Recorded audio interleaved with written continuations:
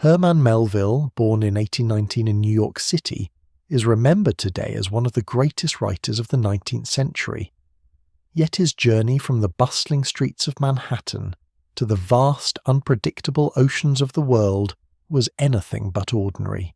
As a young man, Melville sought adventure and meaning on the sea, which would become the canvas for many of his later works.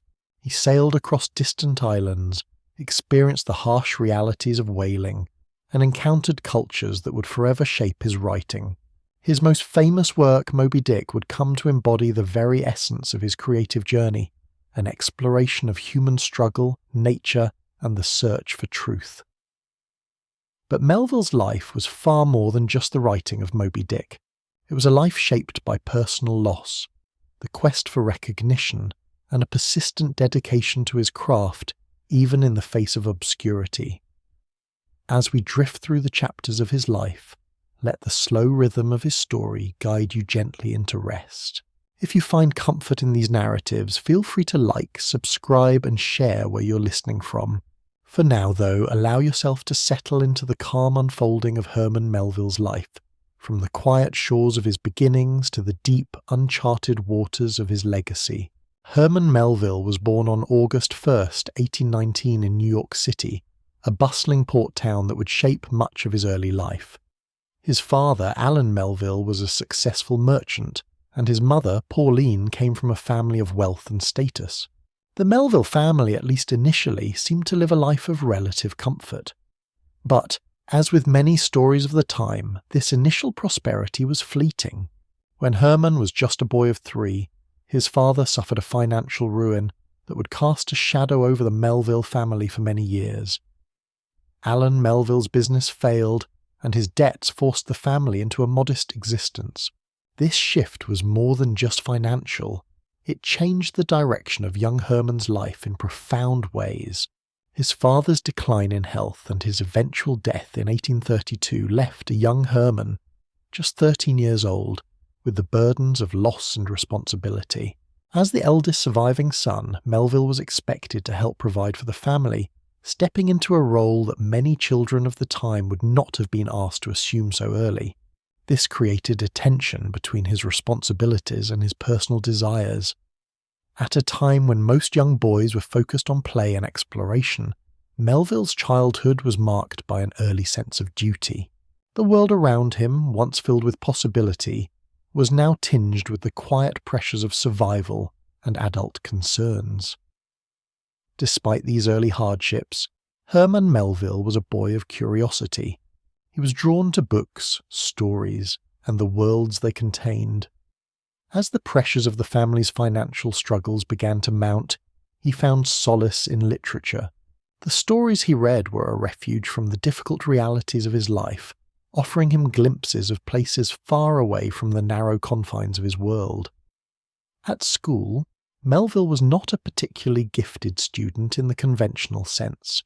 He was often described as a somewhat distracted young man, uninterested in the rote learning that dominated much of the educational system of the time. His mind wandered to broader questions about the world and its mysteries, rather than focusing solely on the memorization of facts and figures. The early years of Melville's life were deeply marked by a sense of transience and change. The shift from wealth to poverty, from a life of comfort to one of uncertainty, set the tone for much of his adult existence. This sense of instability would be reflected in many of his later works, especially in Moby Dick, where the vast and unpredictable sea symbolizes both the external world and the internal struggles of the human spirit. During his childhood, Melville's family often moved in search of better opportunities. At one point, they relocated to the small town of Lansingburg near Troy, New York. It was here that Melville, now a teenager, began to experience the profound sense of isolation that would stay with him throughout his life. The small-town environment felt stifling, and Melville often yearned for something more, something beyond the confines of his immediate surroundings. In his late teens, Melville briefly attended a local school, but he was never entirely at ease in the formal educational system. He had a restless mind, often distracted by his growing fascination with the sea and the world beyond the small communities in which he lived. His formal education would eventually end, and he would seek to find his place in the world outside the classroom. But these formative years in New York, marked by family tragedy and personal struggle, set the stage for Melville's later adventures and the literary themes he would come to explore. It was during this time, at the tender age of 18, that Melville made a decision that would forever alter the course of his life. Seeking something beyond the small, limiting world of landlocked towns and his family's financial difficulties, he decided to embark on an adventure that would take him far from home. He joined the US Navy. It was a dramatic choice, one that not only offered an escape from his immediate circumstances, but also opened the door to a vast and unknown world that would shape his writing for years to come. The decision to join the Navy was not just about escaping the confines of his childhood home. It was a reflection of Melville's growing desire to explore the world. He had begun to feel a deep yearning to see the world beyond the small communities where he had spent his youth. There was a certain romance, a certain mystery in the idea of life at sea that captivated his imagination. The adventure, the danger, and the exotic nature of a sailor's life all beckoned him. Melville's early life in New York, with its mix of family instability, financial ruin, and personal longing, laid the foundation for his future.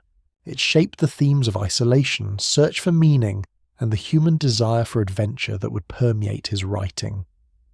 These formative years, although filled with hardship and loss, provided him with the material for much of his future work.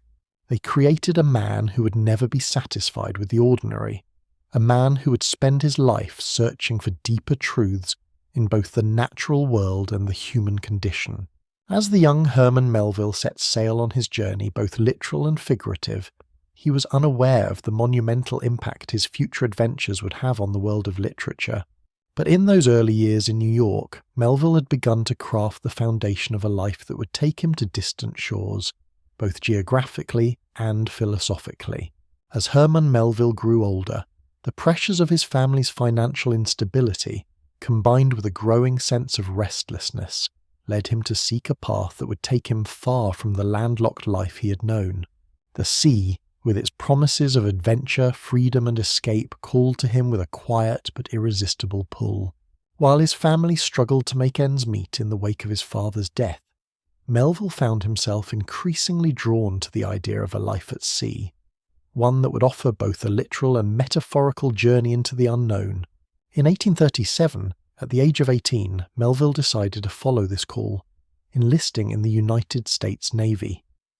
This decision marked the beginning of a period of his life that would deeply influence his future works. The Navy was a logical choice for Melville, who by this point had become weary of the confines of land life. The idea of embarking on a journey that would take him far from the small communities he'd known was incredibly appealing. For Melville, the Navy represented an opportunity to break free from the struggles of his youth and explore the world in a way few others could. His first experiences as a sailor aboard the frigate USS Vandalia were filled with the challenges and hardships that would shape his character and outlook. Life aboard a ship was difficult, and Melville was thrust into an environment where he would have to quickly adapt to the rigid routines and harsh conditions. As he navigated the rigorous life at sea, Melville was exposed to the grueling work of sailors, the bonds of camaraderie formed between men, and the ever-present threat of danger. The vastness of the ocean was both awe-inspiring and terrifying, and it was in these early moments that Melville began to develop a profound sense of the sea's dual nature, its beauty and its brutality. Despite the challenges, Melville found a sense of freedom in life aboard the ship. The isolation of the sea, far from the bustle of cities and the constraints of family expectations, allowed him to think, reflect, and observe the world in new ways. He often wrote about the wide and unbounded ocean, feeling a deep connection to the vastness of the world he'd entered. It was on the sea that Melville began to explore themes of isolation, freedom, and the search for meaning, themes that would later become central to Moby Dick. During his time aboard the Vandalia, Melville travelled to distant lands, including the Canary Islands and Brazil.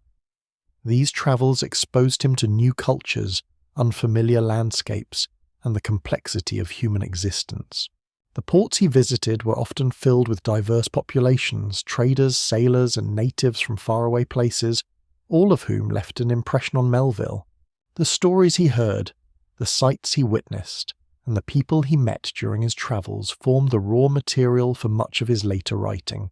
In 1839, after a few years aboard the Vandalia, Melville found himself in a situation that would change the course of his life. The ship was ordered to sail on a whaling voyage, an experience that would serve as the inspiration for Moby Dick and would become one of the defining periods of his life. Whaling was a dangerous and exhausting endeavour, but it also offered a unique perspective on the world, one that few others had the opportunity to experience. For Melville, the whaling ship was a place where the physical and philosophical merged, where the brutal realities of survival at sea were intertwined with the questions of fate, nature, and human endeavour. Melville joined the Acushnet, a whaling ship bound for the South Pacific. The voyage was grueling, the conditions harsh, and the work unrelenting. Yet it was during this time that Melville began to understand the significance of whaling, not just as a profession, but as a metaphor for the human condition. The hunt for the whale, the immense challenge of capturing such a creature, became a symbol of humanity's struggle to conquer nature, to assert control over forces much larger than ourselves. But Melville's time aboard the Acushnet was not only filled with hard work and philosophical musings, it was also a period marked by personal turmoil. The harshness of life at sea, combined with the isolation from family and friends, took a toll on Melville's mental and emotional state. He later wrote about the feelings of despair and disillusionment he experienced during this time. The sense of being a small part of a vast indifferent world weighed heavily on him, and he struggled with the loneliness that came with being far from home. In 1842, after several months aboard the Acushnet, Melville's journey took another dramatic turn. The ship encountered difficulties, and Melville, seeking a different kind of escape, jumped ship in the Marquesas Islands. There, he found himself in a new and unfamiliar world, one that was both exotic and dangerous. Living among the native people of the Marquesas, Melville experienced a form of freedom and isolation that would shape his writing for years to come. His time in the islands and the stories he collected from his encounters with the people there would influence his later works, such as Typee and Omoo. Yet Melville's stay in the Marquesas was not without its own struggles. He quickly became disillusioned with life among the natives, feeling the sting of cultural differences and misunderstandings. His experiences in the Marquesas were a blend of fascination and frustration, a microcosm of his broader sense of being caught between two worlds, the world of civilization and the world of the sea, the world of his past and the world of his future. Melville's time at sea, particularly his years spent on whaling ships, was a crucible in which his character was forged. The isolation, the danger, and the constant struggle for survival would leave deep marks on him, both in terms of his worldview and his writing. The sea, with its unpredictable nature and its vastness, would become the ultimate symbol in his works, a symbol of both the beauty and terror of the unknown. As the years passed, Melville's adventures at sea and in foreign lands gave him a unique perspective on life. The lessons he learned during this time about isolation, survival, and the complexities of human nature would stay with him throughout his life. They would become the foundation for his most famous novel, Moby Dick, and would shape the way he viewed the world and his place within it. Herman Melville's time in the Marquesas Islands was both an escape and a discovery. After jumping ship from the Acushnet, he found himself living among the native people of Nukuhiva, one of the Marquesas Islands. The decision to leave the safety of the ship and strike out on his own was both brave and desperate. The moment marked a dramatic departure from the world of whaling, a world that had become increasingly harsh and disillusioning for Melville. The Marquesas offered Melville a stark contrast to the harsh conditions aboard the whaling ship. Here, in this remote part of the world, he encountered a different kind of freedom, one that was intertwined with both wonder and danger. The islanders, whom Melville initially perceived as exotic and untouched by civilization, lived in their own intricate society, governed by their customs, rituals, and beliefs.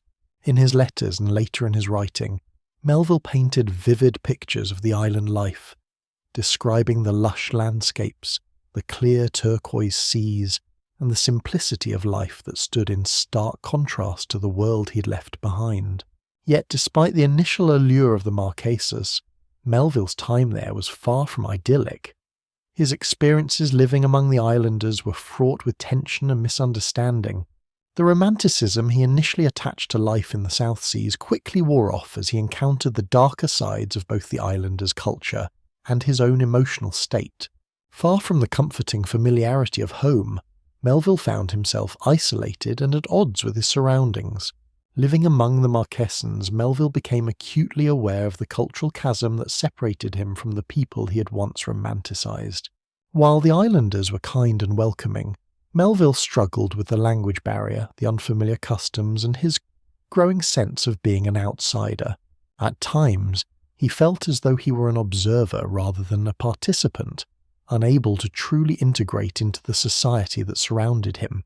This sense of alienation, though unsettling, would later fuel his reflections on isolation, belonging, and the clash of civilizations, all of which would emerge as major themes in his later works.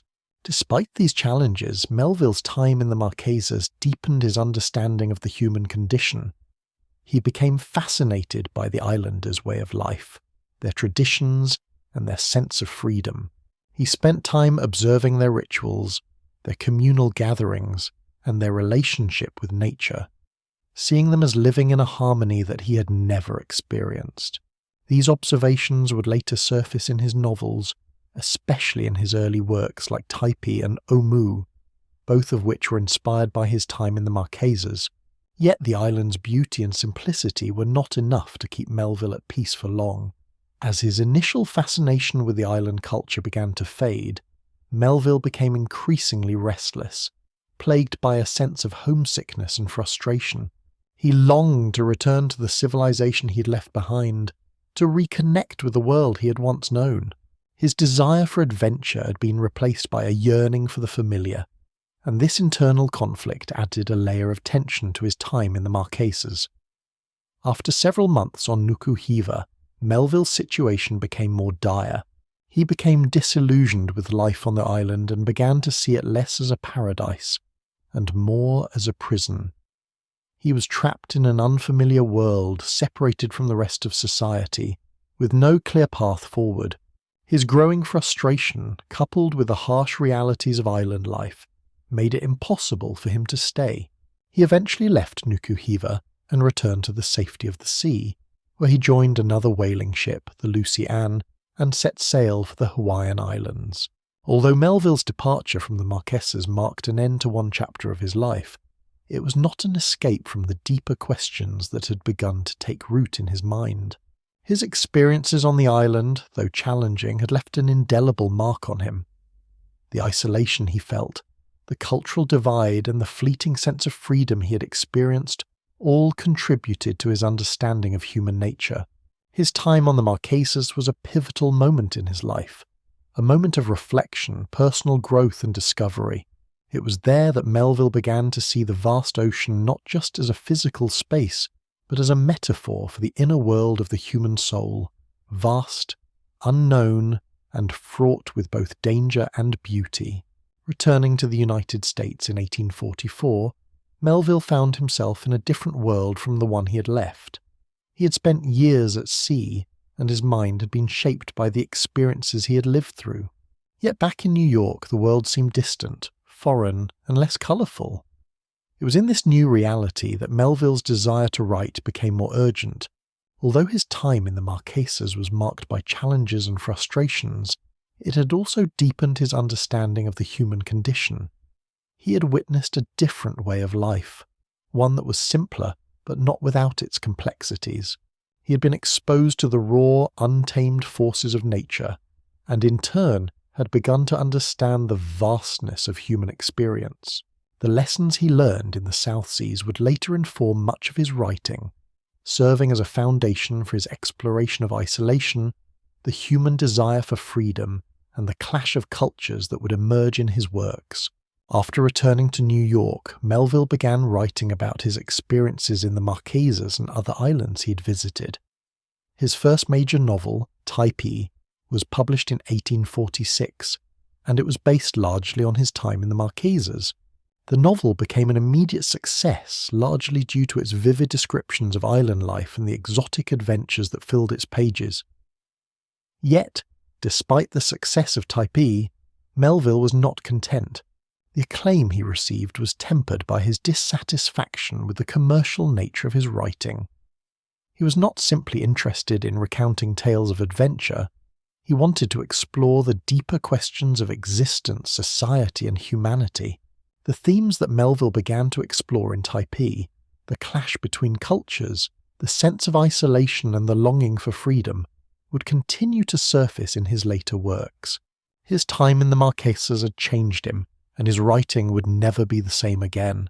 In 1844, after his time spent on the Marquesas and other South Sea islands, Herman Melville returned to the United States, bringing with him a wealth of experiences and stories from the farthest reaches of the world.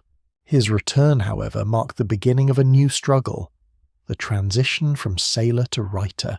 The freedom and adventure that he had experienced at sea seemed distant now, replaced by the challenges of settling back into a rapidly changing America. The world he had left behind was no longer the same, and Melville himself was forever altered by his time abroad. Returning to New York, Melville was faced with the realization that the world of adventure and discovery he had known on the seas was no longer available to him.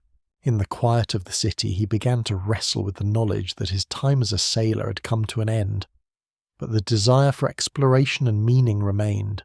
His soul still longed for the excitement of the unknown, and it was through writing that Melville sought to reconnect with the vastness of the world he had encountered during his travels. It was during this time that Melville decided to embark on a literary career. His time at sea had provided him with a unique perspective on the world, one that he believed was worth sharing with others. Though he had little formal training in writing, Melville's experiences gave him a voice that was distinct and rich, with the kind of detail and authenticity that only someone who had truly lived such a life could offer. The stories he had experienced in the Marquesas, as well as the brutal realities of whaling, were now a wellspring of inspiration for his future works. His first novel, Typee, was published in 1846. It was based on his experiences in the Marquesas and told the story of a young sailor who escapes the harshness of a whaling ship and finds refuge with a tribe of islanders. The novel was a romanticized version of his time in the Marquesas, filled with exoticism and adventure. Typee was an immediate success, gaining attention for its vivid descriptions of island life and the seemingly idyllic life of the native people. However, it was more than just an adventure story. It was also a reflection of Melville's own search for meaning and understanding in a world that seemed increasingly disconnected from his own experience. The success of Typee did little to quell Melville's internal dissatisfaction, however. Though the book was praised for its adventurous spirit, Melville felt that the public had not fully understood the deeper currents beneath his storytelling. He was not simply recounting tales of exotic adventures. He was exploring the human experience, the tension between civilization and nature, and the complexities of identity and belonging. But Typee was just the beginning of his literary journey, and Melville's desire to write about more than just the surface of his experiences would only deepen in the years to come. His second novel, Omoo, published in 1847, was a continuation of the themes explored in Typee. It focused on Melville's time aboard the whaling ship Acushnet and the adventures that followed. While Omoo was also a tale of the South Seas, it delved more deeply into the darker aspects of Melville's experience, particularly the isolation and disillusionment he felt while living among the islanders. Omoo marked a shift in Melville's writing style, as he began to move away from the romanticized view of island life, and instead explored the complexities of human interaction in a foreign land. Though Omoo was well received, it did not fully satisfy Melville's need to express the deeper, more philosophical aspects of his experiences. The success of these early works, while important, began to feel like an obstacle for Melville. He wanted to write about more than just adventure. He wanted to explore the more difficult, uncharted waters of the human condition. His success as an author of adventure stories left him feeling that he had not yet found his true literary voice. He was no longer interested in telling tales of happy endings or exotic escapes. He was drawn to the darker, more complicated sides of life, where the questions of good and evil, meaning and absurdity could be explored. It was during this period, in the years following the publication of Typee and Omoo, that Melville began to contemplate writing his masterpiece. Though he had yet to find his true literary calling, Melville had already begun to turn inward, reflecting on the larger questions of life. His experiences at sea, particularly his time on whaling ships, had left him with a profound sense of the vastness and unpredictability of the world. The ocean, with its infinite horizon, represented both the unknown and the unknowable, a fitting metaphor for the larger questions of existence that Melville was now grappling with. His time in the South Seas had given him a sense of the infinite, a recognition of humanity's smallness in the face of nature's immense power. This sense of the vast, unpredictable nature of life would be central to the novel he would eventually write, a novel that would challenge conventional notions of heroism, morality, and fate. For Melville, the sea was not just a setting for adventure, it was a symbol of the existential questions that haunted him, and it would form the heart of the novel that would forever change his life. Although Melville had found initial success with Typee and Omoo, the literary world was beginning to shift. The popularity of his early works began to wane, and Melville found himself struggling to gain the recognition he felt he deserved. Despite his success, he remained deeply dissatisfied, aware that his work had not yet reached the level of complexity and depth he desired. As Melville's career continued to evolve, he found himself drawn toward darker themes, exploring not just the external world of adventure, but also the internal psychological landscape of the human mind. The restlessness that had defined Melville's early life was now channeled into his writing, where he sought to answer the deeper questions that had troubled him for years. His works began to evolve beyond mere adventure stories, touching on issues of identity, morality, and the human struggle against the forces of nature. But it was still not enough. He knew that to truly explore the depths of his thoughts, he would need to write a novel that captured the totality of his experiences, the full weight of the human condition. This desire for a deeper, more profound story would soon give birth to Moby Dick, the novel that would define Melville's legacy. As Herman Melville's literary career progressed, he became increasingly dissatisfied with the direction his writing was taking. His early novels, like Typee and Omoo, were successful, yet Melville felt they had not captured the complexity of his thoughts or the depth of the human experience. He yearned to write something more profound, something that would not only tell a compelling story, but also grapple with the larger questions of existence, fate, and the nature of humanity. His years at sea, the isolation, the struggle for meaning, and the dangers of the ocean had left an indelible mark on his soul. It was in this context that Melville began work on what would become his greatest achievement, Moby Dick. The journey to Moby Dick began not in a single moment of inspiration, but rather in a gradual process of reflection and intellectual exploration. Melville had always been fascinated by the sea, and his experiences as a sailor, particularly his time aboard whaling ships, had provided him with a wealth of material for his writing.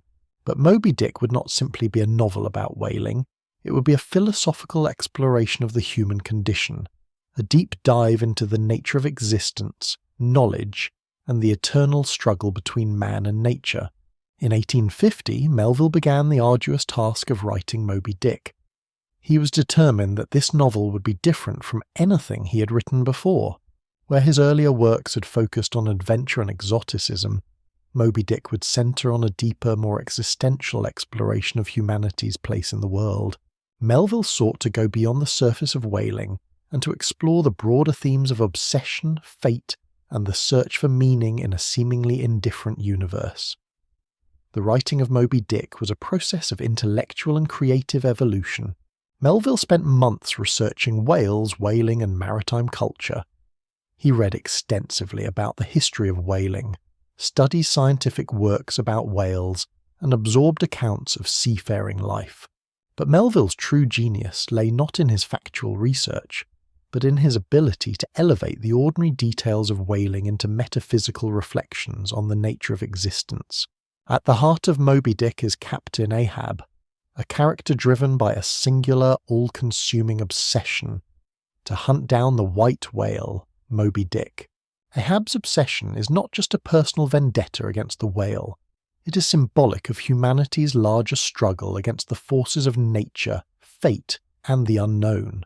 Ahab becomes a figure who seeks to dominate the natural world, to impose his will upon it, and in doing so he ultimately brings about his own destruction. His relentless pursuit of the whale serves as a metaphor for the dangers of obsession, the human tendency to try to control the uncontrollable.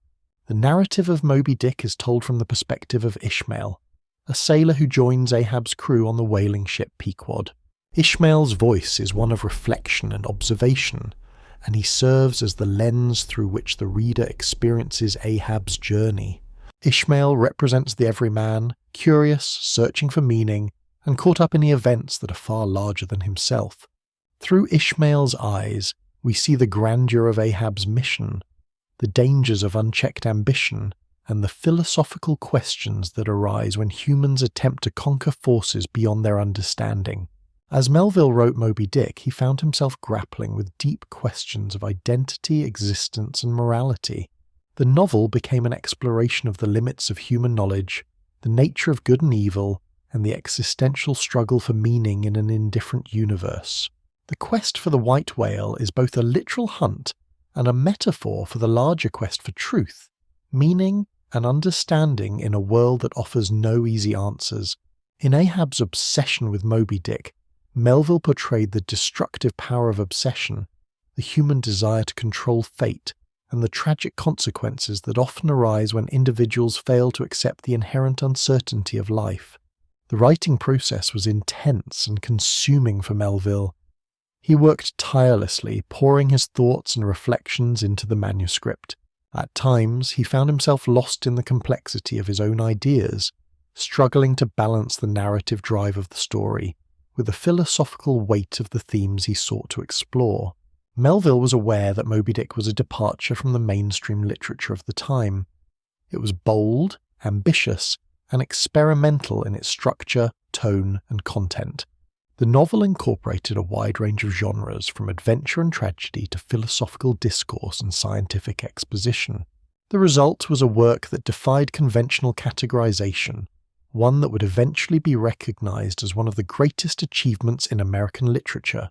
Yet, despite the novel's intellectual depth and literary brilliance, Melville faced a reality that would come to define his experience as a writer. Moby Dick was met with mixed reviews and limited commercial success.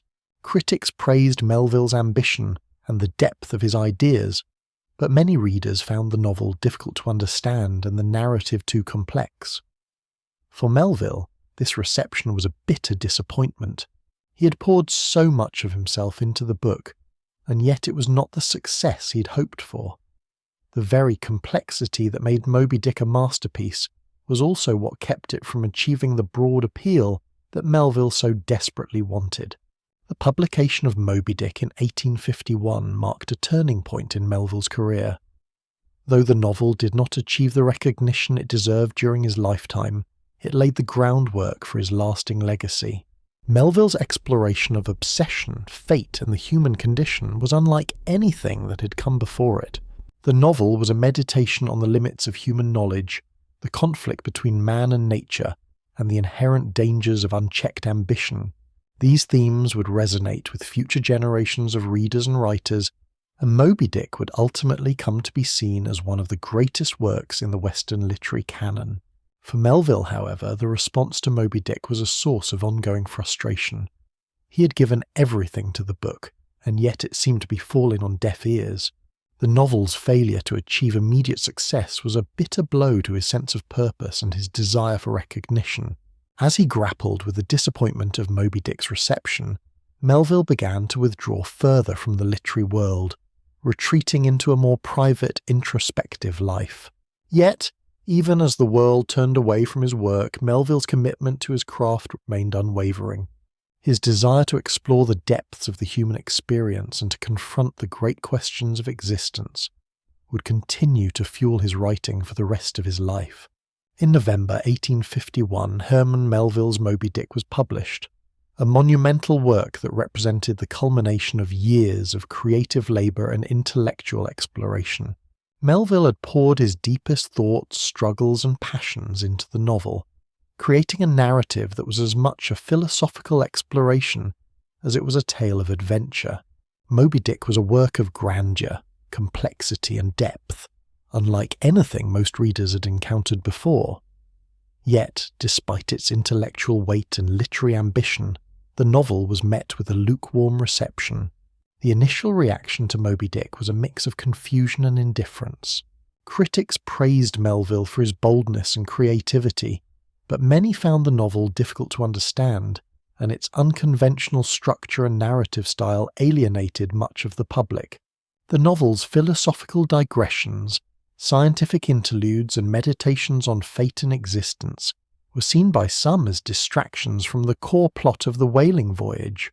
Readers who had been drawn to Melville's earlier adventure novels, such as Typee and Omoo, found themselves bewildered by the intellectual complexity of Moby Dick. Melville himself was keenly aware of the mixed reception, and the failure of Moby Dick to capture the public's imagination was a crushing blow. He had hoped that the novel would cement his place in the literary world, but instead it seemed to push him further into the margins. The commercial success he had briefly enjoyed with his earlier novels was now slipping away. Despite his personal investment in the novel, Melville found himself rejected by both the literary establishment and the general public. The public's failure to recognise Moby Dick's brilliance left Melville deeply disillusioned. He had hoped to create a work that would speak to the universal human experience, a novel that would resonate with readers across generations. Instead, Moby Dick seemed to fall into obscurity, its true significance lost on the readers of the time. Melville had poured so much of himself into the novel, and yet it was met with a cold, indifferent reception. In addition to the novel's critical reception, Melville also faced financial difficulties. Despite the growing literary acclaim for his work, the commercial success of Moby Dick remained limited. He had spent a significant amount of time and energy on the novel, but the financial rewards did not match the effort he'd put in. This disparity between his creative investment and the lack of monetary compensation further deepened his sense of frustration and despair. Although Moby Dick was not immediately recognised as the masterpiece it would later become, Melville did find some recognition from certain circles. A few critics and readers, particularly those in the intellectual and literary communities, began to appreciate the novel's complexity and thematic depth. These early supporters recognised the novel's significance, even if the broader public did not. One of the more notable supporters was the critic and writer Nathaniel Hawthorne, who became a close friend of Melville's during this period. Their friendship provided Melville with a source of solace and encouragement, even as the world seemed to reject his work. Despite the lack of commercial success and widespread recognition, Melville remained committed to his craft. He continued to write and reflect on the themes that had preoccupied him for years: the struggle for meaning, the conflict between man and nature, and the existential questions that seemed to define the human condition. However, Melville's sense of purpose began to shift as he struggled with the reality of his place in the literary world. He could no longer ignore the fact that his work was not reaching the audience he had hoped for, and this realization prompted a period of withdrawal and reflection. The failure of Moby Dick to achieve immediate success marked a turning point in Melville's career. The disappointment he felt after the novel's publication would lead him to retreat from the literary world and focus less on public recognition and more on the inner life of the writer. Melville would continue to produce works after Moby Dick, including the novella Billy Budd, but none would achieve the same level of complexity and philosophical ambition as Moby Dick. His literary output began to decline, and he gradually withdrew from the public eye, becoming a more introspective and isolated figure. However, while Moby Dick was largely ignored by the general public during Melville's lifetime, the novel's reputation grew in the decades after his death. Scholars and readers began to recognize its profound insight into human nature, its exploration of obsession and fate, and its groundbreaking approach to narrative. Today, Moby Dick is considered one of the greatest works of American literature, but at the time of its publication, it was largely misunderstood. Melville's experience with Moby Dick highlights the disconnect between artistic ambition and public recognition. He had written a novel that challenged conventional literary forms and dared to confront the deepest existential questions. Yet, despite its intellectual depth and literary brilliance, the novel did not receive the recognition it deserved during his lifetime. The novel's failure to achieve widespread success marked a profound disappointment for Melville, who had hoped that Moby Dick would secure his place in the literary pantheon. For Melville, the publication of Moby Dick was both a triumph and a tragedy. While he'd created a masterpiece, he had also experienced the harsh realities of being a writer whose work was not immediately appreciated. The novel's commercial failure and critical indifference left Melville disheartened, and the experience shaped his view of the literary world and his place within it. It was a bitter irony that the work that would come to define his legacy was, in his own time, largely overlooked and misunderstood. In the years following the publication of Moby Dick, Herman Melville found himself caught in a difficult position. The novel, which he had poured so much of himself into, had failed to achieve the recognition he had hoped for, and the disappointment from that experience lingered. As Melville looked ahead, the path forward seemed unclear. His earlier literary success with works like Typee and Omoo had begun to fade, and the critical indifference to Moby Dick left him with a sense of frustration and isolation. In the wake of Moby Dick's failure, Melville turned to writing other novels, hoping to capture the attention of a wider audience. His next work, Pierre, published in 1852, was a stark departure from his earlier writing. Pierre was a dark, psychological novel that dealt with complex themes of guilt, identity, and the pressures of family. It was a deeply personal work, exploring the inner turmoil of its protagonist, Pierre Glendinning, who's driven to madness and despair by his own actions and the weight of his family's secrets. The novel's tragic tone and its examination of the darker aspects of the human psyche marked a significant shift in Melville's writing, and Pierre was not well received by critics. It was regarded as overly complicated and difficult to follow, and it further distanced Melville from the mainstream literary world. Following Pierre, Melville published The Confidence Man in 1857. This novel, which explored the theme of deception through the figure of a mysterious conman aboard a Mississippi riverboat, was similarly met with mixed reviews. While The Confidence Man featured moments of wit and insight into human nature, it was also criticised for its meandering plot and its ambiguous narrative. The novel's philosophical depth and exploration of the complexities of human morality were seen by some as overly abstruse and uninviting. This continued pattern of failure reinforced Melville's growing sense of alienation from the literary world, and by the late 1850s, he'd become increasingly disillusioned with the public reception of his work. Amidst these literary struggles, Melville's personal life was also marked by hardship. His family had faced ongoing financial difficulties ever since the death of his father, and these burdens weighed heavily on him. In 1861, Melville's beloved mother Pauline passed away, adding to the sense of loss and disillusionment that had already defined his life in the years following Moby Dick's publication. The death of his mother marked the end of an era for Melville. He was left to face the challenges of supporting his family on his own, and the pressure of these responsibilities began to take a toll on his already fragile mental and emotional state. It was during this period of personal and professional struggle that Melville found work as a customs inspector at the Port of New York, a position he held for nearly 2 decades.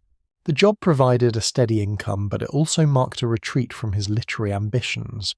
Melville's new role in the world of customs inspection offered him a sense of stability. but it also further distanced him from his previous identity as a writer. His work at the customs office was routine, unremarkable, and offered little intellectual stimulation. In many ways, this job symbolized the gap between the man Melville had once hoped to be, a renowned and celebrated author, and the man he had become, a figure largely forgotten by the literary world. As Melville settled into his new role, his literary output slowed significantly. He continued to write, but his work lacked the intensity and urgency of his earlier writings. His final novel, Billy Budd, was written in the 1890s, though it was not published until after his death. Billy Budd tells the story of a young sailor, Billy Budd, who was wrongfully condemned to death by a naval officer named Claggett. The novel explores themes of innocence, justice, and the complexities of human nature, and is often regarded as one of Melville's finest works. However, like Moby Dick, Billy Budd was largely unrecognised during Melville's lifetime. It was only in the decades following his death that the novel began to receive the acclaim it deserved. In the years leading up to his death in 1891, Melville became increasingly reclusive. He rarely appeared in public and seldom engaged with the literary community. His personal life was marked by isolation, and his sense of failure as a writer seemed to overshadow the many accomplishments of his earlier years. Melville's later years were defined by an internal struggle between his desire to be recognised for his work and his disillusionment with the world that had largely ignored him. Despite the lack of commercial success and widespread recognition, Melville's legacy began to grow even in his own lifetime. His work was being read by a small but growing group of intellectuals and writers who recognised its depth and significance. Yet for Melville, this recognition came too late. The world he had hoped to conquer with his writing had already moved on, and his name had been relegated to the margins of literary history. Though he lived in relative obscurity, Melville continued to reflect on his work, his life, and his place in the world. He knew that Moby Dick, despite its initial failure, had been a revolutionary work, one that explored the vast, unknowable mysteries of existence in ways that no one had done before. He was aware of the novel's deeper meanings, even if the broader public was not. In his final years, Melville began to accept the reality that he might never receive the recognition he had longed for. And yet, despite the lack of fame or fortune, he remained steadfast in his belief in the power of literature to explore the deepest questions of the human soul. By the early 1860s, Herman Melville had long since stepped away from the world of literary fame. His reputation, once built on the success of his earlier adventure novels, had faltered in the wake of Moby Dick's mixed reception. The excitement and recognition he had once dreamed of had dissipated, replaced by a growing sense of frustration and isolation. While he had hoped that Moby Dick would secure his place among the greatest writers of his time, it instead had pushed him into the background, leaving him feeling marginalised and disconnected from the literary community. In the 1860s, Melville's personal life was increasingly marked by hardship. His beloved mother, Pauline, passed away in 1861, deepening his sense of loss and leaving him further adrift. At this time, Melville began to withdraw even more from the public eye, retreating into a quieter, more introspective existence. With no critical or financial support to keep his literary ambitions alive, Melville turned to a more pragmatic pursuit, a position as a customs inspector at the Port of New York, a job he would hold for the next 2 decades. The work at the customs office provided Melville with a steady income, but it was a far cry from the life he had once imagined as a celebrated writer. The position itself was unremarkable and far removed from the world of literature that had once captivated him. However, it offered stability in an increasingly unstable time. With the Civil War raging across the nation and his own personal fortunes dwindling, Melville saw this job as a necessary step, despite his lingering dissatisfaction with the life it afforded him. Though the customs job gave Melville financial security, it also marked a turning point in his creative output. The pressure to produce literary work, combined with the demands of his daily routine at the customs office, gradually eroded his passion for writing. His literary output slowed considerably, and the days of adventurous novels filled with philosophical musing seemed far behind him. the sense of urgency that had driven him to write Moby Dick was replaced by a kind of quiet resignation. He wrote little in the years that followed, and his work became increasingly obscure, with few people paying attention to his writings or his struggles. During this period, Melville remained largely disconnected from the literary world. His works, such as Pierre and the Confidence Man, had been met with mixed reviews and commercial failure, and Moby Dick, though now regarded as a monumental work, had failed to achieve the recognition it deserved during his lifetime. As the years passed, Melville's name faded from the public consciousness, and he was relegated to the status of a forgotten author, overshadowed by the rising stars of American literature. Despite the growing silence surrounding his name, Melville continued to write in relative obscurity. In the 1880s, he began working on his final literary project, Billy Budd, a novella that would explore themes of innocence, justice, and human morality. Billy Budd was a significant departure from Melville's earlier, more philosophical works. The novella focused on a young sailor, Billy Budd, who is wrongfully accused of mutiny and sentenced to death by the ship's captain. The story grapples with questions of innocence, justice, and the consequences of moral decisions. However, Melville did not live to see the publication of Billy Budd. The novella remained unpublished during his lifetime, and it was only much later, after his death, that Billy Budd would be recognized as one of his finest works. While Melville continued to write in his later years, the lack of recognition and the fading of his literary career seemed to weigh heavily on him. In his personal life, Melville became more withdrawn, spending long hours in solitude, reflecting on his past and his place in the literary world. His sense of failure, compounded by the loss of his mother and the pressures of his financial situation, led him into a period of deep introspection. In his declining years, Melville's sense of purpose seemed to shift, and he no longer sought to achieve literary fame. Rather, his writing became an outlet for his inner struggles and his contemplation of the human condition. By the time Melville died on September 28, 1891, he had become a largely forgotten figure in the world of literature. His death marked the end of a life that had been marked by both literary triumphs and disappointments. While Melville had produced some of the most ambitious works in American literature, including Moby Dick, T.P. and Billy Budd, his legacy was not recognized during his lifetime. The public and literary communities of the time did not understand the depth of his work, and Melville passed away in relative obscurity. However, the story of Melville's literary decline did not end with his death. In the decades following his passing, scholars, critics, and readers began to rediscover his work, particularly Moby Dick.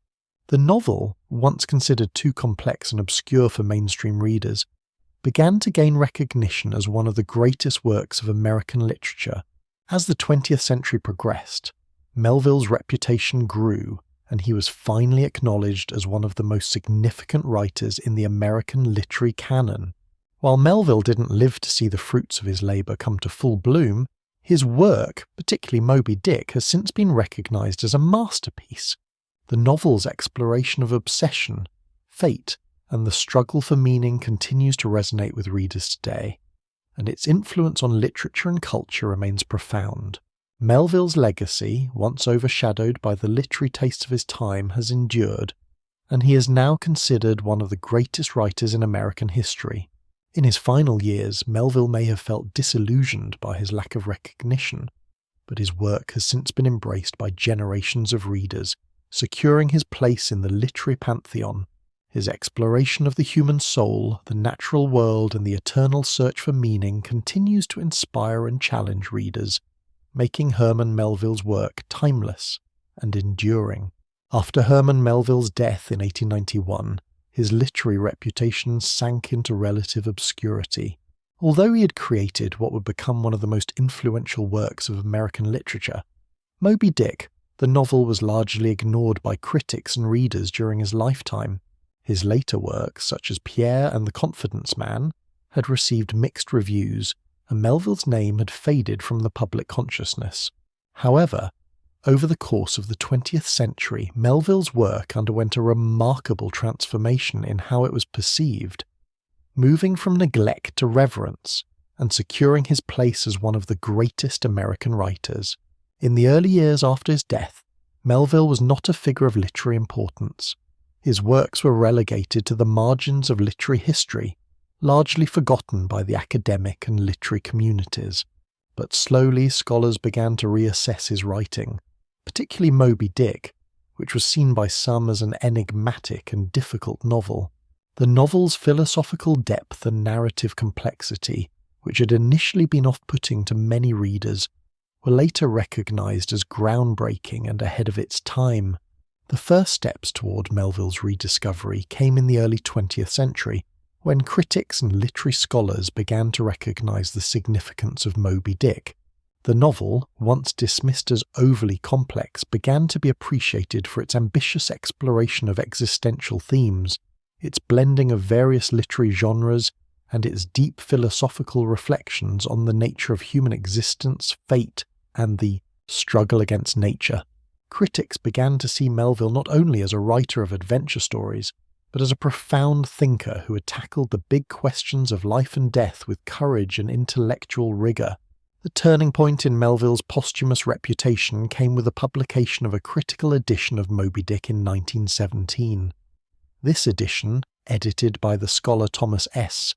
Dunning, helped to shed new light on the novel's significance and introduced Moby Dick to a new generation of readers and scholars.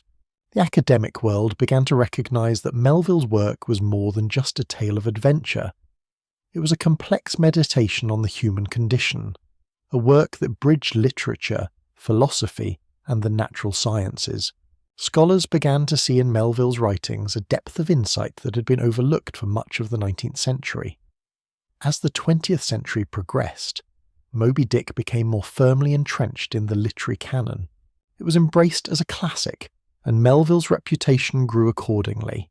The novel's exploration of obsession, the conflict between man and nature, and the futility of human attempts to control the forces of the universe resonated with readers across time and culture.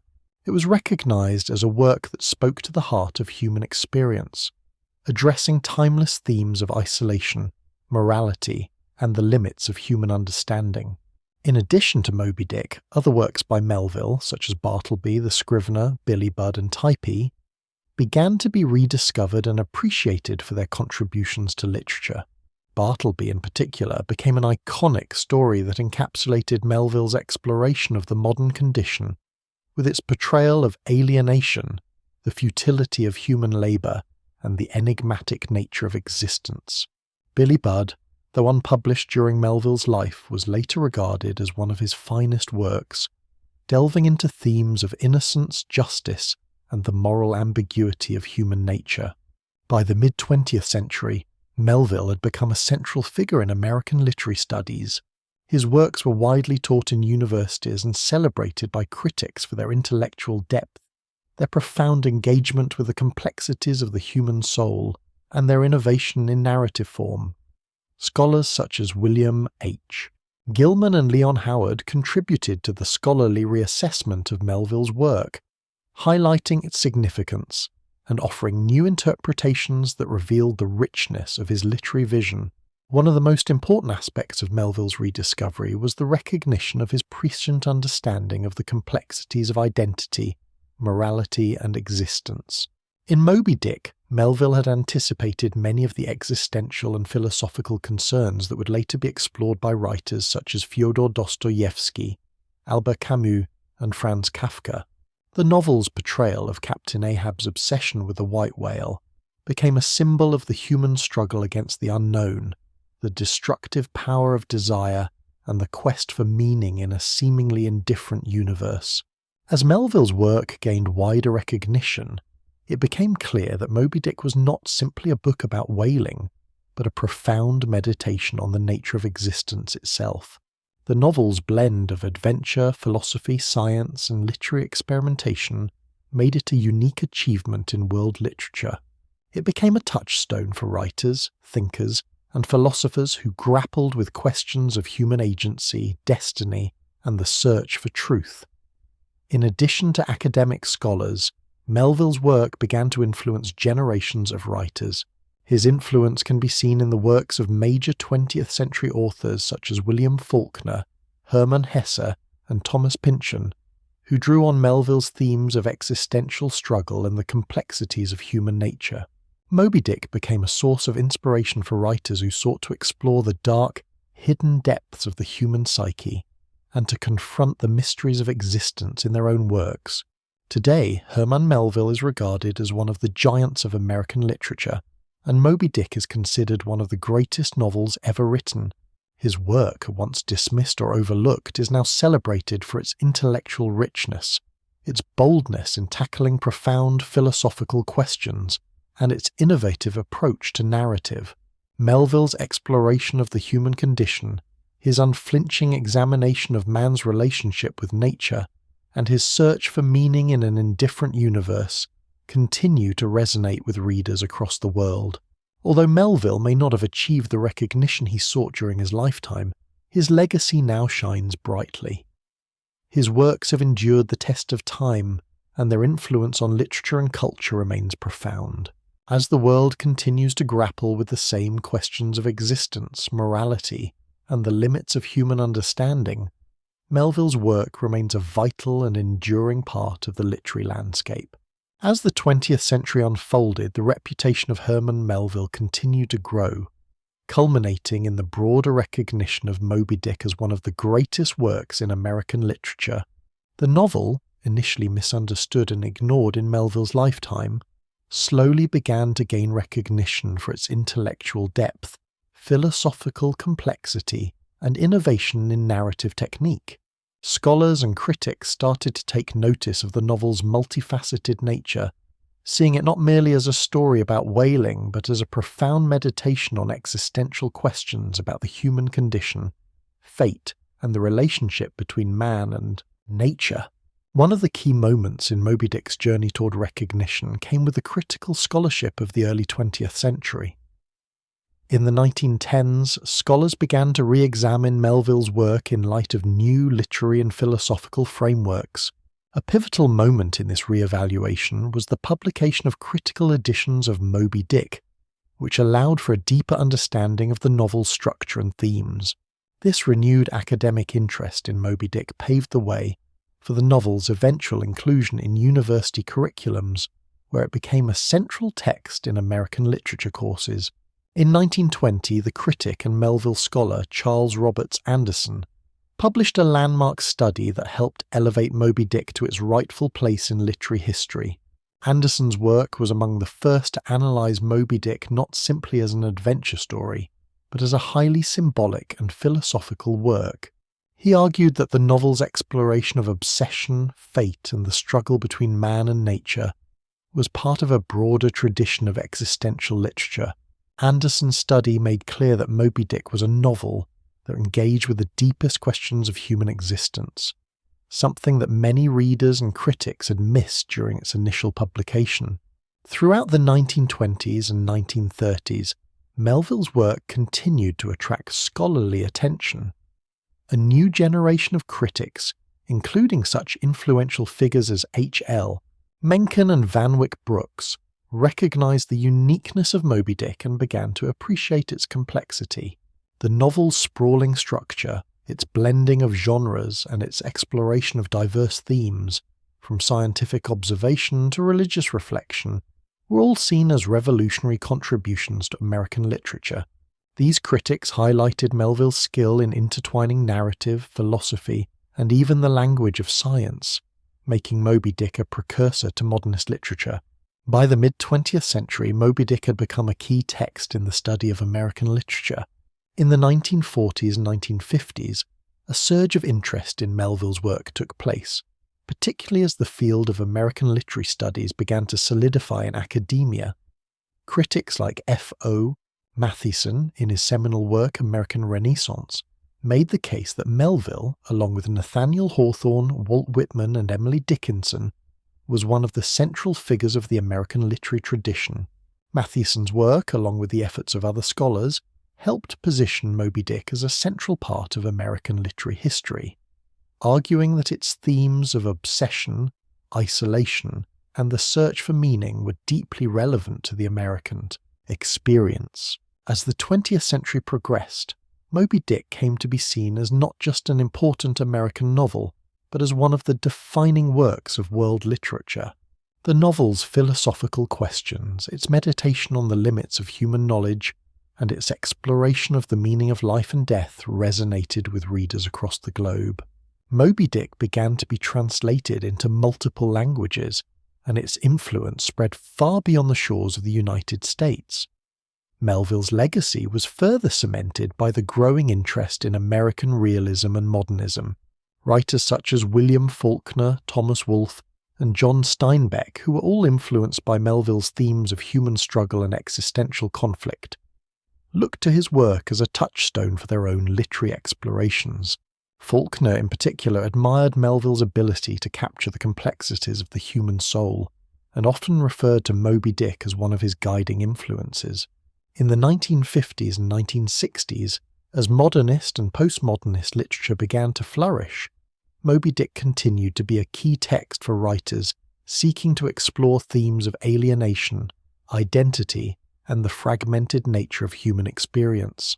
The novel's ambition to blend different genres, including adventure, tragedy, philosophy, and even elements of the scientific and the metaphysical, made it a precursor to the postmodern experimentation that would define much of 20th century literature. Authors such as Thomas Pynchon and William Gaddis would cite Moby Dick as a crucial influence in their own efforts to challenge traditional narrative structures and explore the limits of language and meaning. At the same time, Moby Dick's exploration of the conflict between man and nature, particularly in the form of Captain Ahab's obsessive pursuit of the white whale, continued to resonate with readers grappling with questions of human control over the natural world. In an era marked by scientific advancement, war, and environmental concerns, Ahab's struggle against an overwhelming and unknowable force mirrored humanity's attempts to control forces much larger than itself. This thematic relevance ensured that Moby Dick remained a living, breathing text for new generations of readers and scholars. By the end of the 20th century, Moby Dick had become a part of the cultural and intellectual landscape in a way that Melville could never have imagined during his lifetime. His exploration of the limits of human knowledge, the nature of obsession, and the ways in which individuals confront the unknown were now recognized as foundational contributions to both American literature and world literature as a whole. As the 20th century progressed, Herman Melville's influence on American literature deepened, especially as scholars, writers, and readers began to engage more thoroughly with the existential and philosophical dimensions of his work. While Melville had been largely marginalized during his lifetime, his themes, particularly those explored in Moby Dick, began to gain increasing relevance in the years following his death, as American literature grappled with questions of identity, morality, and the meaning of existence. Melville's exploration of obsession, human struggle, and the relationship between man and the natural world resonated deeply with a new generation of writers in the postmodern era. Writers such as William Faulkner, John Steinbeck, and later Thomas Pynchon saw in Melville's work a profound exploration of the human psyche and the limits of knowledge. These writers were drawn to Melville's willingness to engage with the vast, often terrifying unknowns of existence, as well as his ability to blend various genres, ranging from adventure to philosophy to tragedy, into a unified whole. Melville's Moby Dick became a touchstone for these writers, who saw in Ahab's pursuit of the white whale not just a literal hunt, but a metaphor for the human desire to impose order on a chaotic and often incomprehensible universe. Ahab's obsession with the whale became symbolic of the existential struggle to find meaning in a world that offers no guarantees. This theme, of individuals wrestling with forces beyond their control, became a central motif in much of American postmodern and contemporary literature. Writers in the 20th century, particularly those influenced by modernist and postmodernist movements, were fascinated by Melville's ability to question the very nature of truth and the human capacity to understand the world. This theme of human limitation, central to Moby Dick, resonated strongly in the works of authors like Pynchon, who, in novels such as Gravity's Rainbow and The Crying of Lot 49, sought to explore the limits of human knowledge and the tension between control and chaos. Like Melville, Pynchon's works were filled with sprawling narratives, philosophical musings, and complex symbolism that echoed Melville's approach to storytelling. One of the key ways in which Melville's influence persisted was through the existential themes he explored. As the world entered an era of increasing globalization, scientific advancement, and political upheaval, Melville's portrayal of the isolated individual confronting an indifferent universe gained new resonance. In Moby Dick, Captain Ahab's obsession with the whale can be seen as a metaphor for the larger existential crisis faced by humanity in the modern world.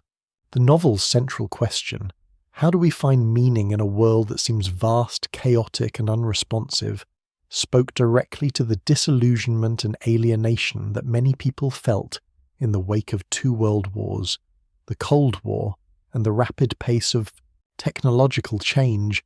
Beyond the intellectual and literary spheres, Melville's work also found a place in popular culture. Moby Dick became the subject of numerous adaptations, including films, stage plays, and even a television series. The image of Captain Ahab, with his single-minded pursuit of the whale, became a symbol of obsession and the destructive nature of human desire. These adaptations helped to cement Melville's place in the broader cultural imagination, ensuring that his work would continue to be read and discussed for generations to come. In addition to his thematic influence, Melville's contribution to the American literary canon is also evident in his narrative style. Moby Dick is notable for its blending of genres, its unconventional structure, and its willingness to engage in long philosophical digressions. The novel's style, often dense, multi-layered, and elliptical, was groundbreaking for its time. Melville's ability to weave together adventure, science, philosophy, and literature into a single narrative paved the way for future writers to experiment with form and content in new and innovative ways. Melville's style also influenced the development of modernist and postmodernist literature, particularly in its rejection of conventional narrative structures. His use of multiple perspectives, symbolic imagery, and non-linear storytelling opened up new possibilities for writers to explore the fragmentation of experience and the complexity of identity. The narrative structure of Moby Dick, with its shifting points of view and constant shifts between action, reflection, and philosophy, laid the groundwork for the fragmented, multi-voiced narratives that would become central to postmodernist literature. In the latter half of the 20th century, scholars continued to explore Melville's works, re-evaluating his literary output and exploring his complex relationship with American identity. The scholar Leo Marx, for example, argued that Melville's works were central to the development of an American literary tradition that was deeply engaged with the contradictions of American society, particularly the tension between individualism and collective identity. Melville's writing, particularly in Moby Dick, was seen as a critique of the American myth of manifest destiny, offering a vision of a world where human ambition and self-assertion were often thwarted by forces beyond human control. In the latter decades of the 20th century, Melville's work also gained attention in the context of American history and the legacy of slavery. Scholars began to examine how Melville's relationship with race and his portrayal of indigenous peoples in works like Typee and Moby Dick spoke to larger questions of American identity.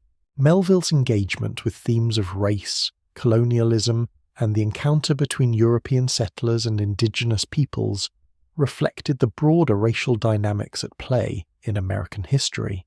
In this way, Melville's work began to be seen not only as an exploration of the human condition, but also as a reflection of the complexities of American culture, politics, and history. As we entered the 21st century, Herman Melville's work remained as relevant as ever, while his literary reputation had taken decades to solidify. By the new millennium, Moby Dick had been fully embraced as one of the defining works of American literature, and Melville's place in the global literary tradition was secure. His influence continued to reverberate not only in the realm of literary criticism, but also in popular culture, with his themes of obsession, human fallibility, and the search for meaning remaining universal and timeless. One of the key aspects of Melville's legacy is his exploration of human obsession, particularly as seen through Captain Ahab's relentless pursuit of the white whale. The theme of obsession, with its destructive power and moral complexity, has continued to resonate with readers and writers alike. In a world where individuals and societies still grapple with issues of ambition, greed, and the search for dominance, Ahab's pursuit of Moby Dick has become a symbol of humanity's unyielding drive to control or conquer the uncontrollable forces of nature and fate. This theme has transcended the world of Melville's novel, becoming a motif in discussions of modern consumerism, scientific hubris, and even political ambition. The notion of the white whale, a symbol of unattainable or elusive goals, has become embedded in modern discourse. It is used metaphorically to describe any pursuit that becomes all-consuming, where individuals lose themselves in the chase for something that cannot be grasped. From the rise of corporate giants to the obsession with technological innovation, Melville's exploration of the destructive nature of obsession speaks to the complexities of contemporary life. This theme has been adopted by countless writers, thinkers, and even filmmakers as they explore the consequences of humans confronting forces beyond their control. In addition to obsession, Moby Dick is also celebrated for its engagement with the idea of fate. The novel asks fundamental questions about human agency and the extent to which we control our own destinies. Melville's portrayal of Ahab's obsessive pursuit of the whale is not just about revenge, but about the broader existential question: is our fate something that we can shape, or is it dictated by forces far beyond us? Ahab's tragic end, caused by his inability to accept the unpredictability of life, highlights the dangers of assuming that humans can fully understand or control the universe. This tension between free will and fate has continued to captivate readers, offering a lens through which to explore the uncertainties of the modern world. Another essential theme of Melville's work is the complex relationship between humanity and nature. In Moby Dick, the natural world is both an object of fascination and a source of existential terror. Melville's detailed descriptions of the whale and the sea reflect the beauty and majesty of nature, but also its indifference to human existence. This duality, nature as both a source of awe and a force of destruction, remains central to contemporary environmental discussions. In an age marked by climate change, ecological collapse, and the ongoing exploitation of natural resources, Melville's work speaks to the tension between humanity's need to conquer nature and the recognition that nature is ultimately uncontrollable. Moby Dick remains a powerful reminder of nature's grandeur and its capacity to defy human understanding. Melville's impact also extends to the realm of literary form. Moby Dick remains one of the most innovative novels ever written, blending narrative genres, philosophical discourse, scientific exposition, and literary styles. Its non-linear structure, which moves between detailed whaling chapters, reflective monologues, and high-stakes drama, broke new ground in narrative experimentation. In this way, Melville's work anticipated many of the developments in modernist literature, where writers such as James Joyce and Virginia Woolf would push the boundaries of form and content in their own works. Moby Dick demonstrated that literature was capable of conveying not just stories, but also complex ideas and intellectual struggles, using the novel as a space for philosophical and existential inquiry. The novel's influence on American literature also continues to be felt in the works of contemporary writers. Authors such as Don DeLillo, Cormac McCarthy, and Philip Roth have acknowledged Melville's impact, with themes of existential crisis, the struggle for meaning, and the search for identity continuing to inform their own works. McCarthy, in particular, has drawn parallels to Melville's exploration of humanity's struggle against nature in novels such as The Road, where the pursuit of survival mirrors Melville's themes of the human drive to overcome overwhelming odds. Melville's influence is evident in the continued exploration of identity, the disillusionment of modern life, and the confrontation with forces beyond human control. Melville's work has also found new relevance in the context of social and political discourse.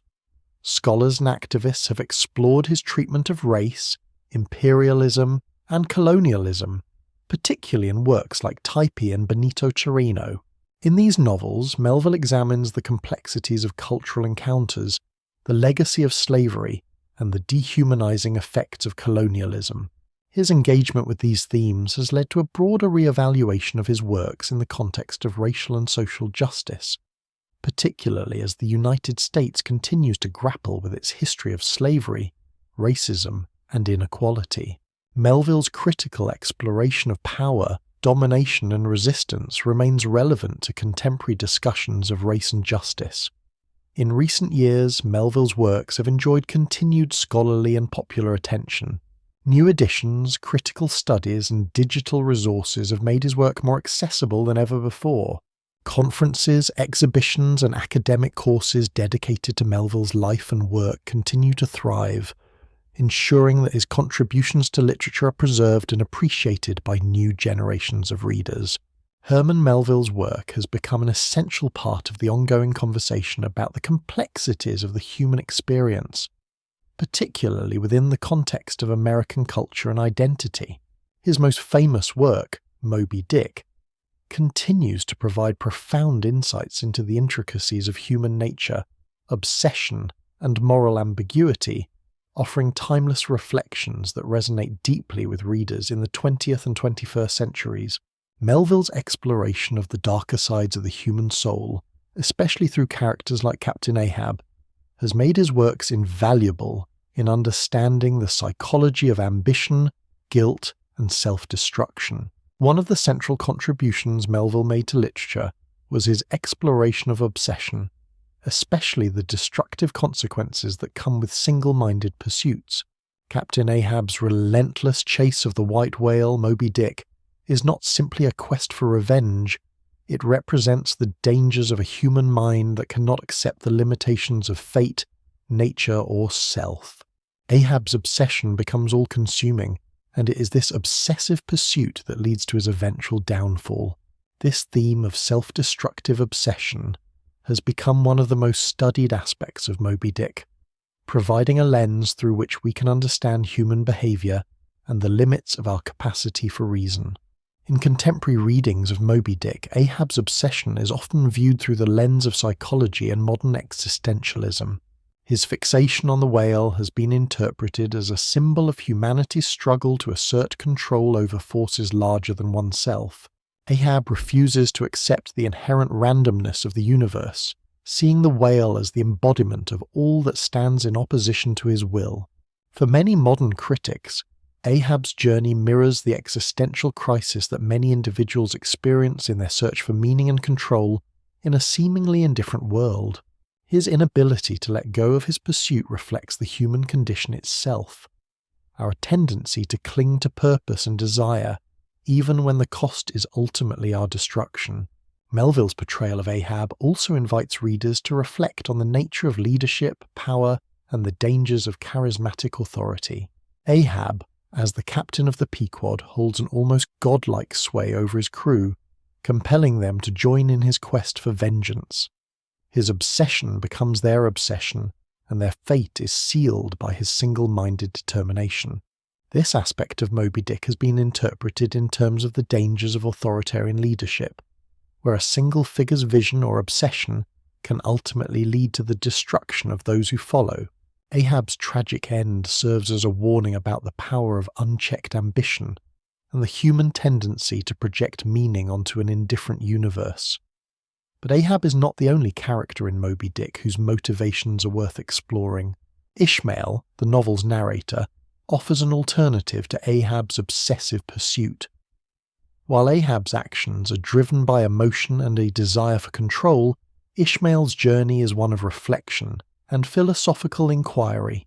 Throughout the novel, Ishmael contemplates the nature of fate, the meaning of life, and humanity's place in the universe. In many ways, Ishmael's role as the narrator allows Melville to present multiple perspectives on existence, highlighting the tension between action and reflection, between the desire to control and the acceptance of life's unpredictability. The contrast between Ahab and Ishmael has led to diverse interpretations of Moby Dick as a dialogue between two approaches to life, one that seeks to dominate the forces of nature and another that seeks to understand and coexist with them. While Ahab embodies the existential struggle against an indifferent universe, Ishmael offers a more measured, contemplative approach that seeks understanding in the face of uncertainty. This thematic contrast continues to resonate with modern readers who find themselves navigating a world filled with both the pull of ambition and the need for introspection and acceptance. Melville's exploration of human nature goes beyond the realm of obsession. His works also engage with themes of morality, justice, and the complexities of human identity. These issues are particularly evident in Billy Budd, one of Melville's final works. In this novella, Melville examines the nature of innocence and the tragic consequences of human misunderstanding. Billy Budd, the novel's protagonist, is an innocent, beautiful young sailor who is wrongly accused of mutiny and executed for a crime he did not commit. The novel explores the moral dilemmas faced by those in positions of authority, as well as the tragic consequences of legal and moral systems that fail to account for human complexity. Billy Budd is a poignant meditation on the ambiguities of good and evil, where the lines between innocence and guilt, justice and injustice, are not always clear. The novella asks difficult questions about the nature of morality and the limitations of human judgment, particularly when it comes to the lives of individuals caught in larger systems of power. These themes continue to resonate in a world where issues of justice, punishment, and the rights of the individual are often in conflict with the needs of the state or society. Melville's engagement with moral ambiguity and the complexities of human identity has made his work particularly valuable for contemporary discussions about human rights, social justice, and the nature of power. His portrayal of characters like Ahab and Billy Budd highlights the complexities of human behavior, showing that the boundaries between right and wrong are not always as clear-cut as they may seem. This exploration of moral complexity has helped establish Melville as a writer, whose work is not only relevant to literary studies, but also to the ethical and political debates of the present day. In addition to these thematic contributions, Melville's exploration of race and colonialism in works like Typee and Benito Cereno has gained renewed attention in recent years. In Typee, Melville reflects on the complexities of cultural encounters between European settlers and indigenous peoples in the South Pacific. Benito Cereno, meanwhile, examines issues of slavery and racial identity through the story of a mutiny aboard a Spanish slave ship.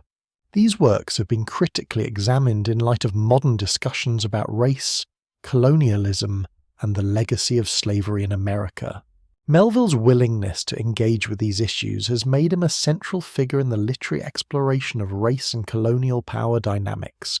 As we moved further into the 21st century, Herman Melville's works, particularly Moby Dick, began to find renewed relevance in our increasingly complex and globalized world.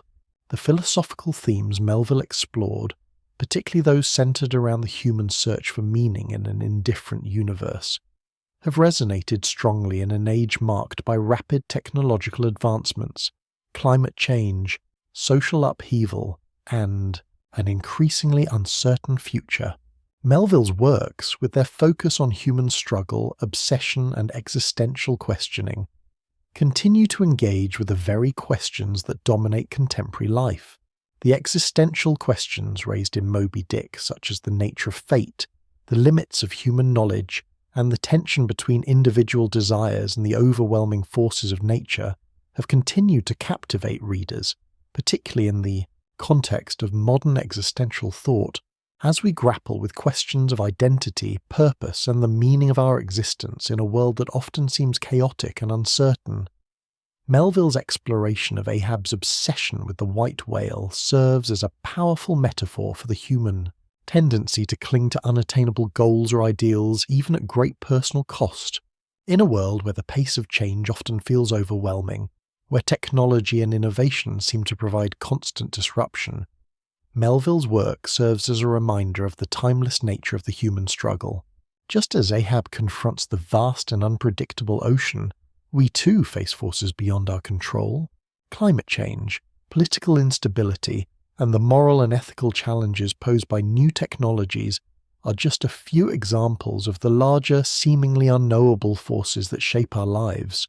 Melville's existential exploration in Moby Dick continues to offer readers a way to think about how we confront and cope with forces beyond our control, and how our own obsessions and desires can sometimes lead us into dangerous territory.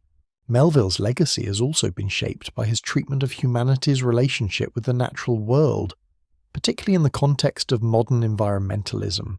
In Moby Dick, the sea, the whale, and the natural world are presented as both beautiful and terrifying. This duality, the simultaneous awe and fear inspired by nature, is something that resonates strongly with contemporary environmental concerns. As humanity grapples with climate change, the depletion of natural resources, and the ongoing destruction of ecosystems, Melville's portrayal of the natural world as both sublime and indifferent reminds us of our complex and often tenuous relationship with the planet. The character of Captain Ahab, with his obsessive desire to master and dominate the natural world, can be seen as a metaphor for humanity's exploitative relationship with nature. In his single-minded pursuit of the white whale, Ahab embodies the human drive to control and conquer nature, often with disastrous consequences. Today, this theme continues to resonate as humanity's attempts to control the environment, whether through industrialization, deforestation, or the exploitation of natural resources, are met with unpredictable and sometimes catastrophic consequences. The novel's tragic ending, in which Ahab's obsession leads to his own death and the destruction of the crew, serves as a cautionary tale about the dangers of unchecked human ambition and the consequences of trying to dominate forces that are beyond our understanding. As the world confronts the ecological crises of the 21st century, Moby Dick remains a vital text for those seeking to understand the complex and often destructive relationship between humans and the natural world. Melville's novel, though written more than 150 years ago, speaks to contemporary environmental concerns, offering a deep and resonant commentary on humanity's struggle to balance progress with sustainability, ambition with humility. The novel's portrayal of Ahab's obsession also offers a critique of modern capitalism and consumerism. Ahab's single-minded pursuit of the whale can be viewed as an allegory for the insatiable desire for more, whether it is wealth, power, or success. In a world where consumerism and materialism dominate, Melville's exploration of Ahab's futile pursuit of a white whale echoes the destructive consequences of an unrelenting drive for acquisition and control. This critique of greed and overconsumption has only gained relevance in the modern era, where many of the global challenges we face, such as climate change, social inequality, and resource depletion, are driven by unchecked desires for more, at the expense of both people and the planet. Moreover, Melville's work has influenced and shaped a wide range of cultural expressions beyond literature. Moby Dick has inspired numerous adaptations in film, theatre, and the arts. In the world of cinema, directors such as John Huston and filmmakers like Orson Welles have drawn on the themes of Moby Dick, using the novel's deep symbolic weight and philosophical ideas to explore the complexities of human nature and ambition. In visual arts, Moby Dick has inspired a number of contemporary artists who use the novel's iconic images: the great white whale, Ahab's obsessive quest, and the ship Pequod, to explore ideas of power, struggle, and the forces of nature. Furthermore, Melville's influence extends to contemporary literature. Writers such as Don DeLillo, Thomas Pynchon, and Cormac McCarthy, whose works often deal with complex existential themes, have cited Melville as a major influence. DeLillo, in particular, has acknowledged the way Melville's Moby Dick uses symbolism and narrative complexity to address the absurdity of human existence. Moby Dick's exploration of a vast and unknowable universe has also echoed in the postmodern fiction of Pynchon, whose works, such as Gravity's Rainbow, explore the randomness of fate and the uncontrollable forces that shape human lives. As we move further into the 21st century, Melville's work continues to serve as a touchstone for both literary scholars and general readers. The themes he explored, the search for meaning in an indifferent universe, the dangers of obsession, the relationship between humanity and the natural world, are as relevant today as they were when he first wrote them. In a world that continues to face existential questions and challenges, Melville's exploration of the human condition remains a powerful and enduring legacy. Herman Melville's exploration of identity, morality, and existential struggle continues to captivate readers and scholars in the 21st century, particularly as modern society confronts questions of individual agency, societal influence, and the search for meaning.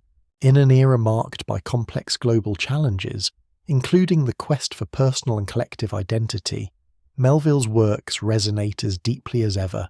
From the ethical complexities in Moby Dick to the moral dilemmas in Billy Budd, Melville's writing offers profound reflections on the nature of human identity, the limits of moral judgment, and the tension between individual action and societal expectations. One of Melville's most enduring legacies is his exploration of identity, both personal and collective. In Moby Dick, Ishmael, the novel's narrator, embarks on a journey not only to the farthest reaches of the ocean, but also into the depths of the self. Ishmael's search for meaning, as he seeks answers to the mysteries of the universe, echoes the modern individual's quest for self-understanding in a world increasingly characterized by fragmentation and alienation. His identity as an outsider, as someone who is searching for meaning amid the vastness of the sea and the diversity of human experience, mirrors the modern struggle for self-definition in an age of globalization, technology, and social upheaval. Melville's treatment of identity also intersects with the issue of race, particularly in works like Typee and Benito Sereno, where he explores the complex interactions between different cultural identities and the ways in which individuals navigate power dynamics.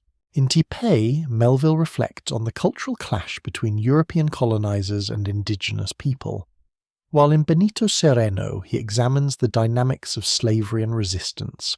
These works, though written in the 19th century, continue to be relevant in today's discussions about race, colonialism, and the legacies of slavery. Melville's engagement with these issues adds layers of complexity to his exploration of identity, suggesting that the human search for self-understanding is often shaped by historical and cultural forces beyond the individual's control. In the 21st century, these themes of identity and race have become central to the ongoing debates about the construction of identity in modern society. Issues of race, gender, and cultural assimilation are as relevant now as they were in Melville's time. His works, which challenge simplistic notions of good and evil, offer readers a way to think critically about the fluidity of identity and the ways in which individuals negotiate their place in the world. Melville's portrayal of characters who struggle with conflicting identities, like Billy Budd, whose innocence and moral purity are tragically misunderstood, provides a lens through which modern readers can explore the complexities of moral judgment and the difficulties of understanding others in a world fraught with prejudice and misunderstanding. The ethical questions posed in Melville's works also continue to resonate. In Moby Dick, Ahab's obsessive pursuit of the white whale raises fundamental questions about moral responsibility, the nature of justice, and the limits of human understanding. Ahab's unwavering belief that his personal vendetta against the whale is righteous leads him to disregard the well-being of his crew and ultimately his own life. This relentless drive for revenge is framed as a moral failing, one that's rooted in Ahab's inability to accept the randomness and uncertainty of the universe. In a world where power and control often seem to be the ultimate goals, Ahab's tragic end serves as a cautionary tale about the dangers of unchecked ambition and the ethical consequences of pursuing personal vengeance at all costs. Melville's exploration of these ethical themes has continued to inspire contemporary debates on morality and justice. In the 21st century, as we grapple with issues of criminal justice, war, and international conflict, Melville's moral inquiries offer insights into the complexities of human behaviour and the often ambiguous nature of moral judgment. Just as Ahab's obsession blinds him to the needs of others, modern discussions of morality often centre on the tensions between individual desires and collective responsibility. Melville's works challenge us to question the extent to which we are responsible for our actions and the impact they have on others, both in our personal relationships and in the larger social and political structures we inhabit.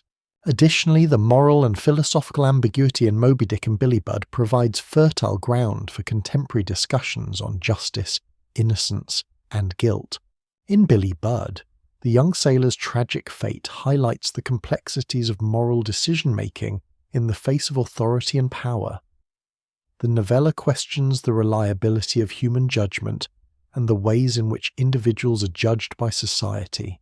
Billy's innocence is not enough to save him from the wrongful actions of those in power, and the novel's tragic ending serves as a poignant reminder of the often arbitrary nature of justice. In today's world, where questions of criminal justice, inequality, and systemic oppression continue to challenge societies worldwide, Melville's work remains a powerful reminder of the ethical dilemmas we face in our own time.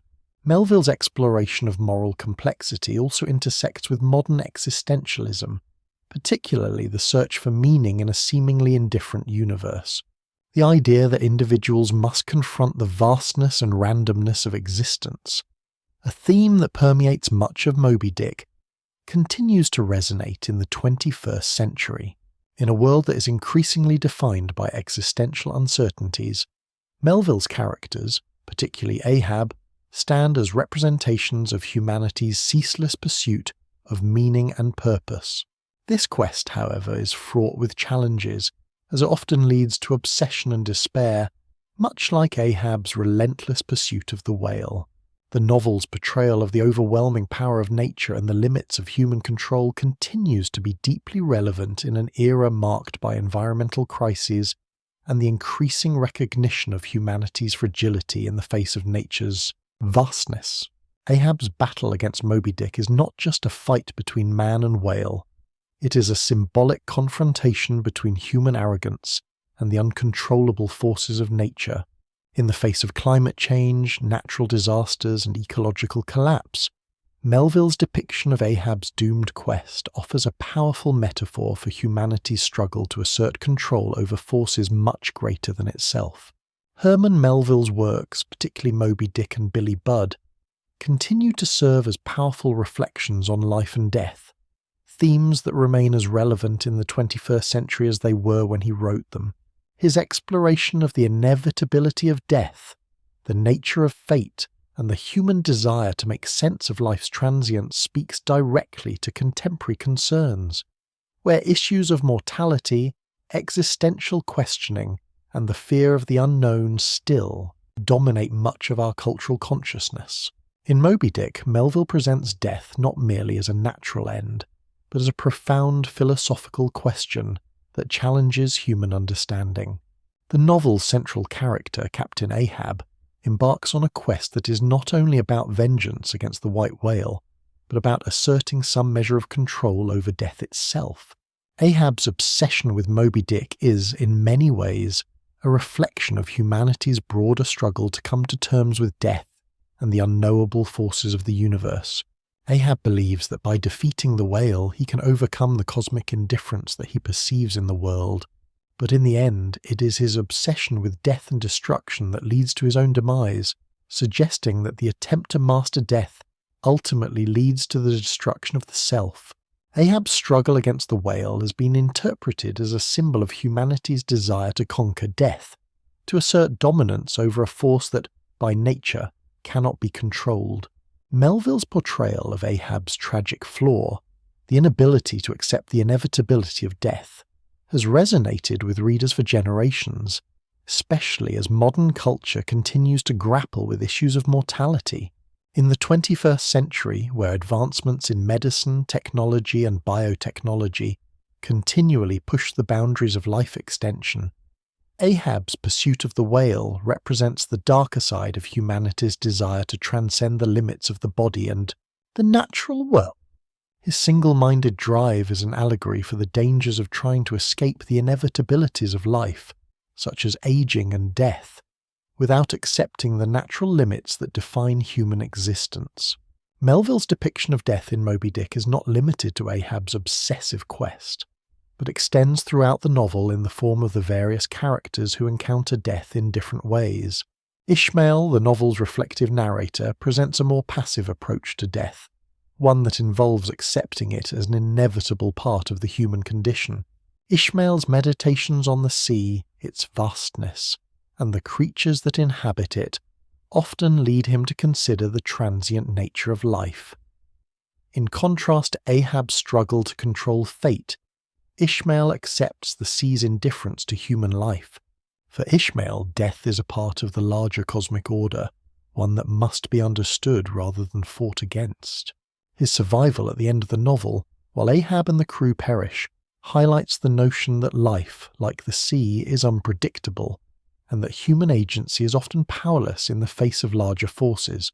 The presence of death in Melville's work also extends to his exploration of innocence and mortality in Billy Budd.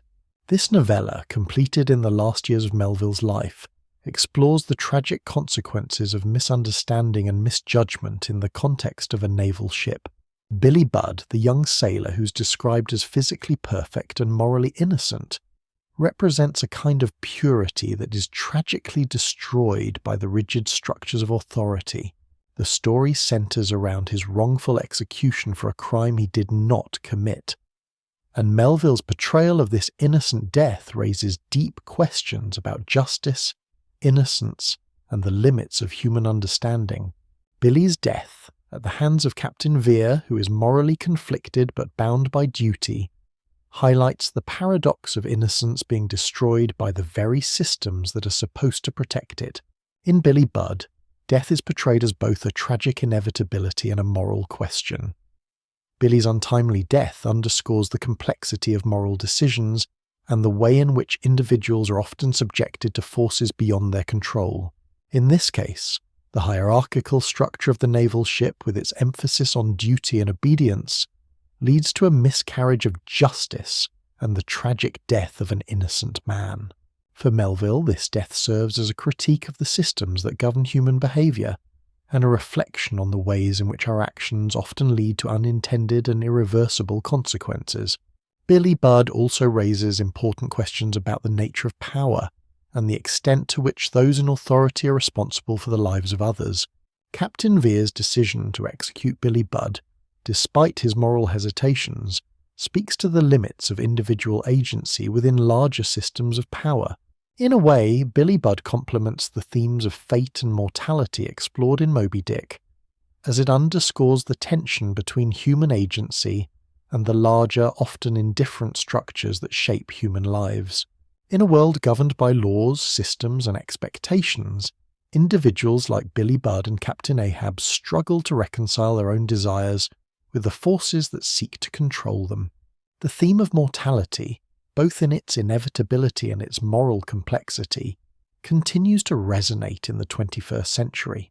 As society becomes increasingly aware of the limits of human life, Melville's exploration of death through Moby Dick and Billy Budd remains deeply relevant. The characters' struggles with death, whether through obsession or innocence, reflect the human condition, the tension between desire and inevitability, the need for control and the acceptance of life's ultimate uncertainty. As we face existential challenges such as climate change, political instability, and the ongoing quest for immortality through technology, Melville's work continues to offer profound insights. His treatment of death, whether through Ahab's obsessive pursuit of Moby Dick or Billy Budd's innocent demise, forces us to confront the limits of our understanding and the consequences of our actions. These themes of mortality, fate, and moral ambiguity are as important today as they were in Melville's time, offering a mirror through which to reflect on our own lives, the structures that govern them, and the choices we make as individuals. One of the most striking elements of Herman Melville's writing is his exploration of nature, particularly the sea, and the way in which he uses the natural world to explore profound philosophical and existential themes. Moby Dick is, at its core, a novel about the ocean, the whales, and the forces of nature that are often beyond human comprehension or control. The ocean is both a literal setting for the character's journey and a symbolic backdrop for the deeper, more metaphysical questions Melville raises about humanity's relationship with the natural world. In the 21st century, as we face ecological crises and increasing environmental concerns, Melville's exploration of nature remains incredibly relevant, providing insights into our contemporary struggles with the environment and humanity's place within it. In Moby Dick, Melville presents nature as both awe-inspiring and terrifying, qualities that have been encapsulated in the philosophical concept of the sublime. The sublime is the experience of something vast, powerful, and overwhelming, which inspires both admiration and fear. For Ahab, the white whale represents this sublime force of nature, a creature whose immense power cannot be tamed or fully understood. Ahab's pursuit of Moby Dick is not just a personal vendetta, but an attempt to assert human dominance over the natural world, to impose order on a force that is indifferent and uncontrollable. The sea, and the whale itself, embody the sublime, representing the uncontrollable forces of nature that humans can never fully understand or master. In the modern world, the sublime nature that Melville described in Moby Dick has come to be reflected in the scale of environmental issues we face today. As humanity struggles with the effects of climate change, resource depletion, and biodiversity loss, the natural world looms larger than ever, yet remains as mysterious and uncontrollable as it did for Melville's characters. The ocean, which in Moby Dick is both a place of wonder and danger, is now a central symbol of humanity's relationship with nature, one in which we're both awestruck by its power and helpless in the face of its destruction. Melville's depiction of the sea as an indifferent, almost hostile force offers a poignant reflection on the modern environmental crisis, where human activity has led to climate disruptions and the loss of ecosystems, yet we continue to struggle against the natural forces we have exacerbated. Melville's treatment of the whale in Moby Dick is similarly relevant today, as the whale serves as a symbol of nature's power and mystery. The white whale represents the uncontrollable forces of the natural world that humans cannot dominate, and yet Ahab's obsession with it reflects the human desire to conquer or control nature. This desire to master nature, a theme that runs throughout the novel, mirrors the modern human tendency to exploit the environment without considering the long-term consequences. As we witness the extinction of species, the destruction of habitats, and the destabilization of the planet's ecosystems, Melville's exploration of humanity's hubris in the face of the sublime forces of nature takes on a new urgency. While Ahab's obsessive quest ultimately leads to his destruction, Melville suggests that the very act of seeking control over the natural world is, in itself, a dangerous pursuit. This theme is particularly prescient in the context of the modern world, where human beings have often prioritized short-term gain over long-term ecological balance. Ahab's pursuit of Moby Dick serves as a cautionary tale about the perils of unchecked ambition and the consequences of attempting to dominate nature. As humanity grapples with the challenges of sustainability and environmental conservation, Melville's work serves as a reminder of the importance of humility in the face of the natural world. Furthermore, Melville's philosophical exploration of nature in Moby Dick is not limited to the physical world, but extends to the metaphysical. Throughout the novel, characters such as Ishmael offer meditations on the meaning of life, death, and the human condition as they relate to the vastness of the ocean. Ishmael's reflections on the sea, its unpredictability and its beauty, provide a counterpoint to Ahab's obsessive desire to control it. While Ahab sees the whale as a force to be conquered, Ishmael comes to see the sea as a reflection of the unknown and unknowable nature of existence. The sea represents the vastness of the universe, a place where humanity is but a small and fleeting presence. Ishmael's ultimate survival, despite Ahab's tragic end, suggests that a more humble acceptance of nature's power and the acknowledgement of human limitations is the key to understanding our place in the world. In the 21st century, the environmental and existential concerns Melville raised about humanity's relationship with nature continue to resonate. The growing awareness of the environmental crisis, the depletion of natural resources, the impact of human activity on climate change, and the extinction of species demands that we reconsider our role in the natural world. As we witness the devastating effects of ecological collapse, Melville's work reminds us that our attempts to control nature are often misguided and can have catastrophic consequences. In addition to its environmental relevance, Moby Dick continues to be studied for its engagement with existential questions. Ahab's quest to kill the whale is, at its core, a quest for meaning in a universe that seems indifferent to human suffering.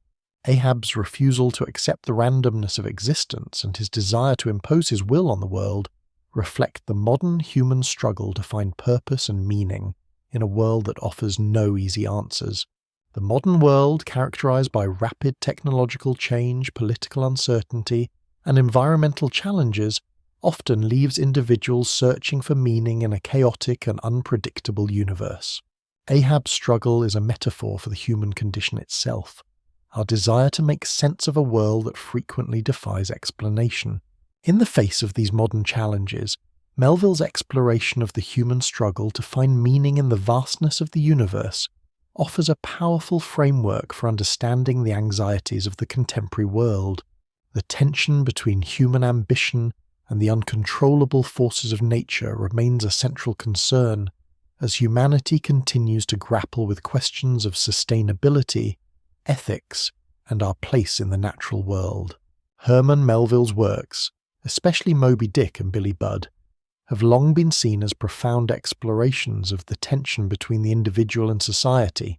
In the 21st century, this struggle continues to resonate, especially as modern individuals face increasing pressure from social, political, and economic systems that often seem to demand conformity. Melville's treatment of this tension, his portrayal of characters who challenge societal norms or whose lives are shaped by the constraints of authority, remains a powerful lens for understanding how individuals navigate and resist the larger structures that govern their lives. At the heart of Moby Dick lies Captain Ahab's relentless pursuit of the white whale, which serves as a metaphor for the larger human struggle against societal expectations and natural forces. Ahab is a character driven by a desire for autonomy and personal purpose. His obsessive pursuit of the whale represents not just a physical journey, but an existential one, a quest to assert his will over nature, fate, and the world around him. Ahab's struggle is ultimately a rejection of the social and natural order, as he seeks to bend the universe to his will, no matter the cost. His individualism, however, is ultimately his undoing, as his desire to dominate and control leads to his tragic death. Ahab's quest for dominance contrasts sharply with the perspective of Ishmael, the novel's narrator, who offers a more reflective and passive approach to existence. Ishmael's journey is marked by contemplation and an acceptance of the unpredictability of life, while Ahab's is defined by the singular pursuit of an unattainable goal. This dichotomy between Ahab's obsessive individualism and Ishmael's more accepting outlook speaks to the larger tension between the individual's desire for personal agency and the forces of society, nature, and fate that constrain them.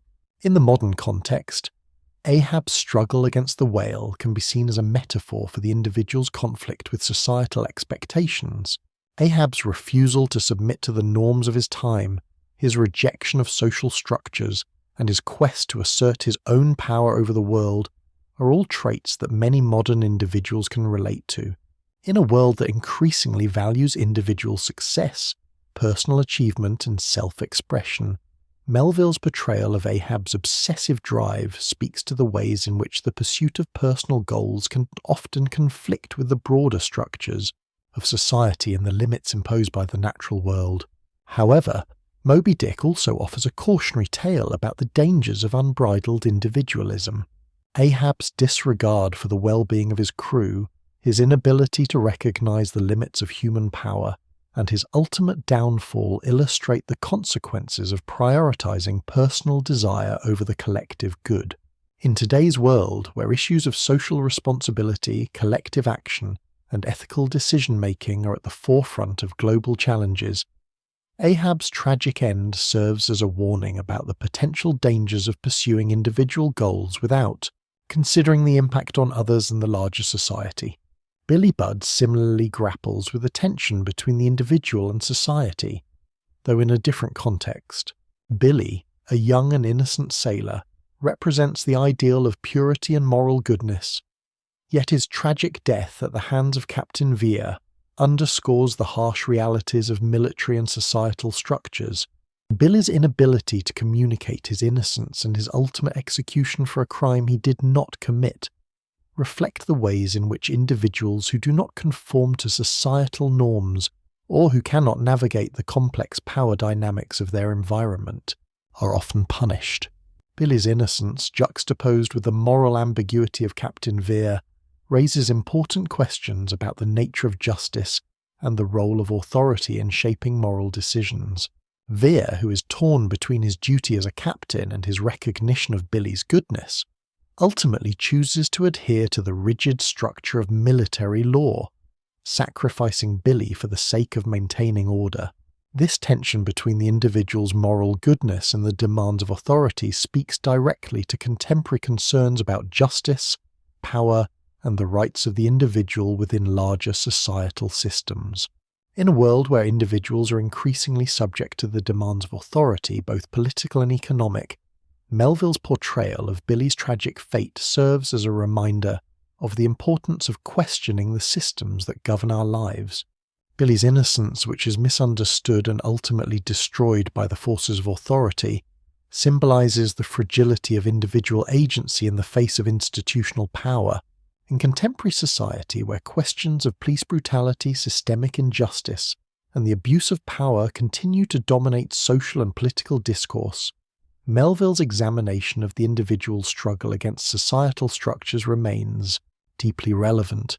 The ongoing relevance of Melville's exploration of individualism versus societal conformity is also evident in the ways his works challenge readers to consider the consequences of unquestioning obedience to authority. In both Moby Dick and Billy Budd, characters like Ahab and Captain Vere are driven by a rigid sense of duty that ultimately leads to tragedy. The question of how much authority should be trusted and where the line is drawn between individual rights and societal norms continues to be a pressing issue in modern politics and culture. Today, we see similar struggles in the tension between personal freedom and societal responsibility. As individuals navigate the demands of work, family, politics, and social expectations, they are often forced to balance their own desires with the expectations placed on them by the large community. The question of how much we should sacrifice our individuality for the sake of the collective good is one that continues to shape debates about everything from healthcare to climate change, from human rights to political freedom. Melville's works, with their exploration of the conflict between individual desire and societal obligation, offer a deep and timeless reflection on the human condition. In a world where the pursuit of personal success and the quest for individual agency are increasingly emphasized, Melville reminds us of the dangers of unchecked ambition, the moral consequences of our actions, and the importance of balancing our personal goals with the needs of the greater good. One of the most striking aspects of Herman Melville's writing is his use of ambiguity. From the enigmatic white whale in Moby Dick to the moral complexity in Billy Budd, Melville's works constantly challenge readers to question the nature of truth, morality, and human nature itself. His exploration of ambiguity speaks to the complexities of the modern world, where questions about truth and certainty often feel increasingly elusive in a rapidly changing and unpredictable global landscape. In Moby Dick, the central symbol of the white whale is perhaps the most profound example of Melville's use of ambiguity. Throughout the novel, Moby Dick is presented as both a literal whale and a symbol of a larger unknowable force. For Captain Ahab, the whale represents a specific personal enemy, a creature that has wounded him physically and emotionally. However, for Ishmael, the novel's narrator, Moby Dick is more of an abstract symbol, a reflection of the infinite and unknowable nature of the world. The whale becomes a metaphor for the elusive search for truth, knowledge, and meaning in a universe that resists human understanding. This duality, where Moby Dick represents both a concrete object and a vast philosophical symbol, mirrors the larger existential questions at the heart of Moby Dick. Ahab's pursuit of the whale can be seen as a metaphor for humanity's ceaseless search for meaning, for understanding a universe that seems indifferent to human existence. The fact that Ahab's quest ultimately leads to destruction, and that Moby Dick is never fully understood, speaks to the inherent uncertainty of life. In the face of vast, incomprehensible forces, the search for truth can often feel futile, and yet it is also what drives the human spirit to continue seeking answers. This exploration of ambiguity extends to Melville's portrayal of morality. In Billy Budd, Melville examines the complexities of justice and the difficulty of making moral decisions in a world governed by strict rules and authority. Billy Budd, the novel's protagonist, is an innocent and morally pure young sailor who is falsely accused of mutiny and sentenced to death. Captain Vere, the officer who condemns Billy to death, is torn between his sense of duty and his recognition of Billy's goodness.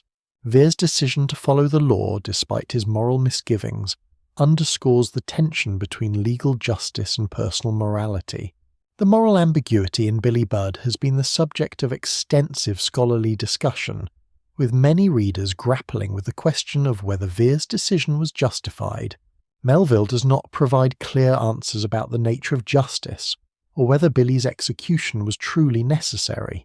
Instead, he presents the reader with a complex, morally grey situation that forces us to consider the limits of human judgment and the consequences of adhering to societal rules without question. The novel suggests that the truth of a person's innocence or guilt is often elusive, and that moral decisions are often shaped by the context in which they are made. This theme of moral ambiguity also extends to Melville's broader exploration of human nature. In works like Typee and Benito Cereno, Melville examines the complexities of identity, colonialism, and cultural conflict. Typee, for example, is a semi-autobiographical account of Melville's time among the indigenous Marquesan people, and it explores the tensions between Western civilization and indigenous cultures. The novel presents a view of the Marquesans that is both romanticized and critical, reflecting the complexity of cultural encounters and the moral ambiguities of colonialism. Similarly, Benito Cereno explores the complexities of slavery and resistance, presenting a moral dilemma in which the actions of both the enslaved and the enslavers are morally ambiguous. The novella's protagonist, Captain Amasa Delano, is a naive and self-righteous figure who fails to understand the true nature of the rebellion taking place on the slave ship. Through Delano's blindness and misunderstanding, Melville critiques the moral blindness of Western society toward the institution of slavery.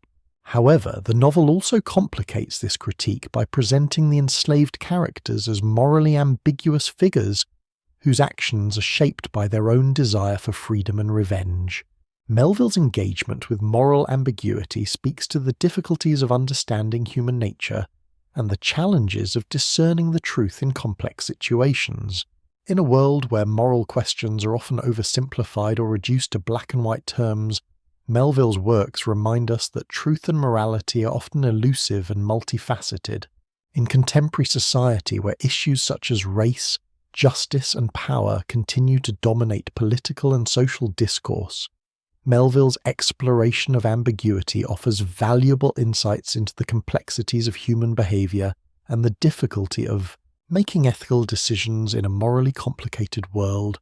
In the 21st century, where questions of truth and morality are at the forefront of debates over politics, justice, and the environment, Melville's work remains an important touchstone for understanding the nuances of human nature. Whether it is the ambiguous symbolism of the white whale, the moral dilemmas in Billy Budd, or the ethical complexities of colonialism and slavery in Typee and Benito Cereno, Melville's writing challenges us to think critically about the world around us and to question the assumptions that guide our understanding of truth and justice. Melville's exploration of ambiguity also serves as a reflection of the human condition itself. The search for truth, the desire for justice, and the struggle to understand our place in the world are all central to our experience as human beings. In Melville's work, we find that the answers to these questions are never simple or clear-cut, and that the pursuit of truth is often a journey filled with uncertainty, contradiction, and moral complexity. As we continue to navigate an increasingly complex and uncertain world, Melville's exploration of ambiguity offers a profound meditation on the challenges of seeking meaning in a world that offers no easy answers. Herman Melville's work, particularly Moby Dick, has had an enduring impact on narrative technique and literary experimentation. Though the novel was largely dismissed during his lifetime, its unconventional structure, genre blending, and innovative narrative style have since been recognized as groundbreaking. Melville's exploration of narrative form continues to influence contemporary literature, as writers in the 20th and 21st centuries have drawn on his experimental approach to storytelling to push the boundaries of literary convention. One of the most striking aspects of Moby Dick is its genre hybridity. The novel blends elements of adventure, tragedy, philosophy, science, and even elements of the whaling manual, creating a complex and multifaceted narrative. At first glance, Moby Dick appears to be an adventurous tale of a sailor's quest to kill a giant whale, but it soon becomes clear that the novel is much more than a simple adventure story. Through its extensive digressions on topics ranging from the biology of whales to philosophical musings on fate and human nature, Moby Dick pushes the boundaries of what a novel could be, blending genres and narrative styles to create a work that defies conventional categorization. Melville's decision to include scientific information, religious reflection, and philosophical discourse within the framework of a whaling adventure is a key aspect of the novel's experimental nature. By weaving together these diverse elements, Melville created a narrative that is as much about the journey of self-discovery and existential inquiry as it is about the pursuit of a physical goal. The novel's fragmented structure, which shifts between moments of high drama and lengthy, almost encyclopedic reflections, challenges the reader to approach the text in a non-linear way. In doing so, Melville opened up new possibilities for narrative form, influencing writers who would later experiment with similar techniques of genre blending and narrative fragmentation. In many ways, Melville's approach to narrative mirrors the modernist and postmodernist movements that would emerge in the 20th century. Modernist writers such as James Joyce, Virginia Woolf, and Franz Kafka experimented with fragmented narratives, subjective perspectives, and the breaking down of traditional plot structures, techniques that were foreshadowed by Melville in Moby Dick. Melville's non-linear structure and willingness to digress from the main plot allowed him to experiment with how stories could be told, opening up new ways for writers to explore the complexities of human consciousness and experience. The thematic complexity of Moby Dick, combined with its narrative innovation, has made the novel a touchstone for writers seeking to experiment with form and content. Authors such as William Faulkner, Thomas Pynchon, and Don DeLillo have drawn on Melville's blend of adventure and intellectual inquiry in their own works. Faulkner, in particular, was influenced by Melville's use of narrative fragmentation and his ability to balance complex themes with accessible storytelling.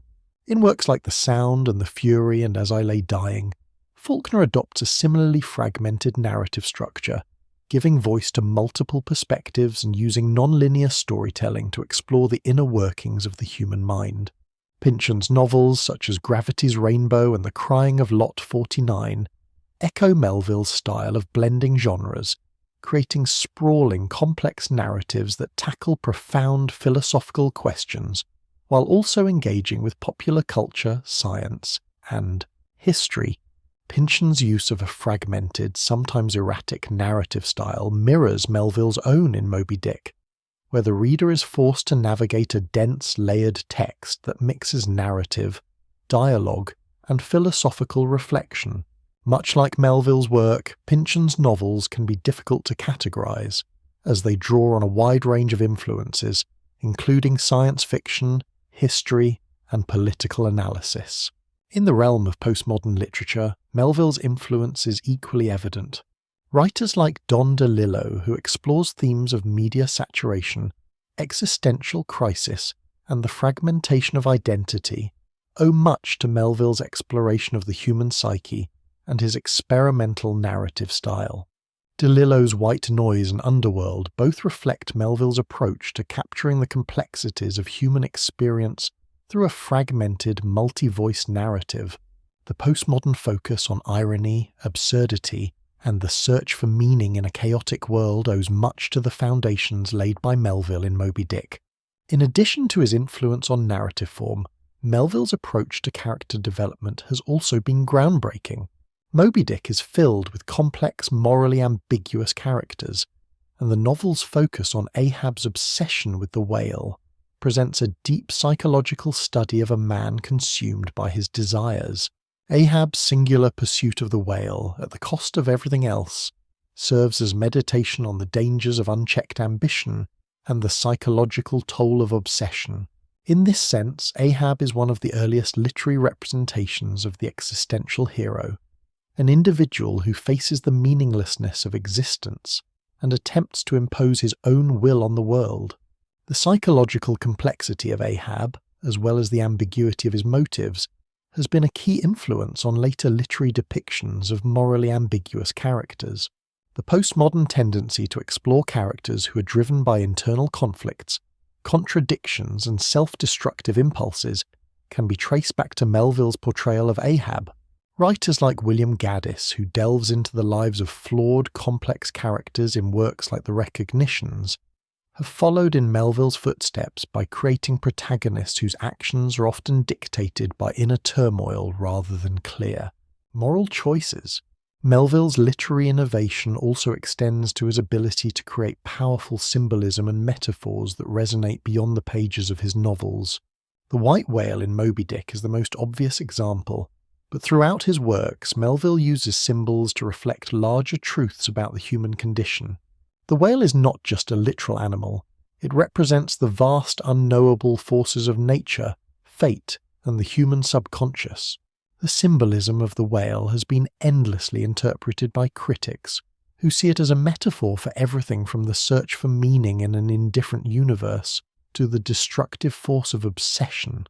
In the 21st century, Herman Melville's works remain central to discussions of existentialism, philosophy, and the search for meaning in a seemingly indifferent universe.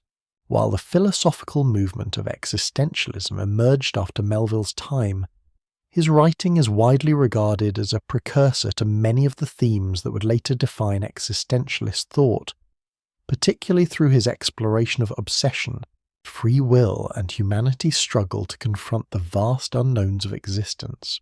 Moby Dick in particular has been interpreted as an existential work, focusing on the complex inner lives of its characters, particularly Captain Ahab.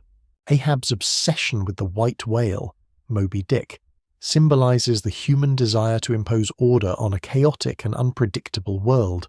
Ahab is not just hunting a whale, he's attempting to control fate itself, to master the uncontrollable forces of nature that seem to mock humanity's attempts at dominance. His obsessive quest for revenge against a whale that he sees as the embodiment of all the suffering in the world reflects the existential dilemma of living in a world where meaning seems elusive and human effort can often feel meaningless. The idea of the human struggle against an indifferent universe is central to the existentialist philosophy of thinkers such as Jean-Paul Sartre and Albert Camus, both of whom were influenced by themes in Melville's work. Sartre's notion of bad faith, or the tendency for humans to escape from responsibility by conforming to societal expectations, or by pretending to live in accordance with an unchangeable fate, mirrors Ahab's refusal to acknowledge the inherent limitations and randomness of existence.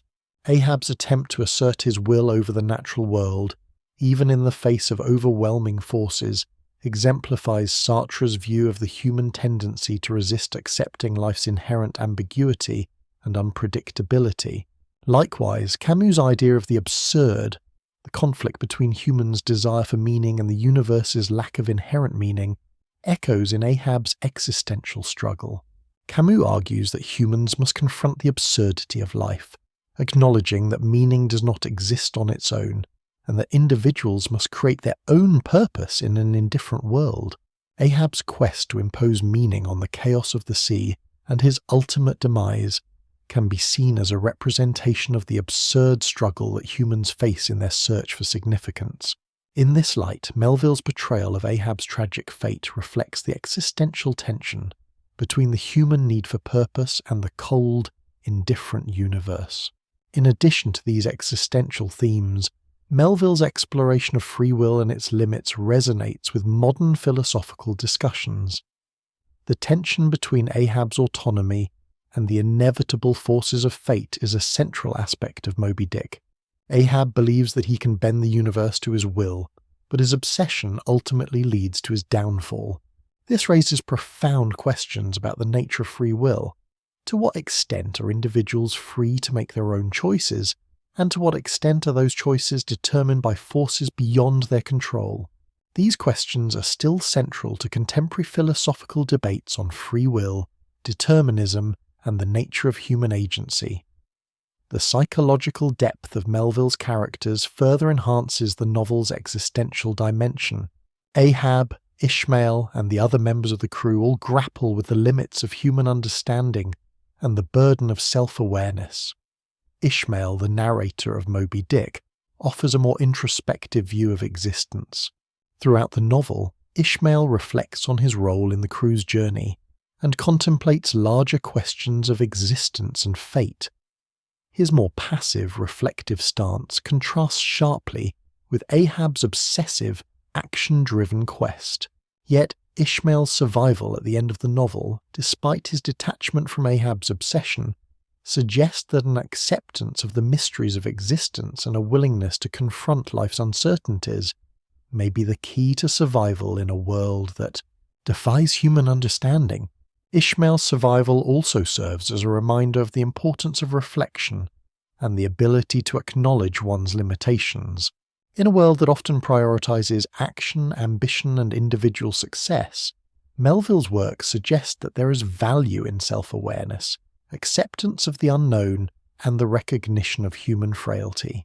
This message resonates in today's society, where many individuals are still struggling to reconcile their personal desires with the overwhelming pressures of the modern world. The desire to achieve, to conquer, and to impose one's will on the world is a central theme of modern life, and Melville's works remind us that unchecked ambition can often lead to self-destruction. Melville's exploration of the human condition also extends to his treatment of isolation, a theme that is particularly poignant in the context of modern existential thought. Much of Moby Dick centers around Ahab's alienation from his crew and his singular pursuit of the whale, which separates him from the rest of humanity. His isolation, both physical and emotional, is ultimately what leads to his undoing. Similarly, in Billy Budd, Billy's tragic fate is shaped by his inability to communicate his innocence, and his moral isolation from the complexities of the naval system plays a significant role in his untimely death. In contemporary society, feelings of isolation and alienation are more pronounced than ever, particularly in a world that is increasingly interconnected yet still rife with social divisions. Melville's treatment of isolation in his works offers insight into the psychological toll that alienation can have on the individual, and it highlights the importance of human connection and communication in navigating the complexities of the human experience. As modern individuals increasingly grapple with feelings of disconnection, loneliness, and existential doubt, Melville's works offer a rich source of reflection on how to confront these challenges.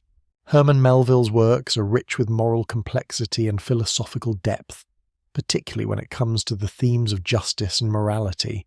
In both Moby Dick and Billy Budd, Melville challenges traditional ideas of right and wrong, offering readers a nuanced exploration of human nature and the moral dilemmas individuals face in a world governed by complex power dynamics.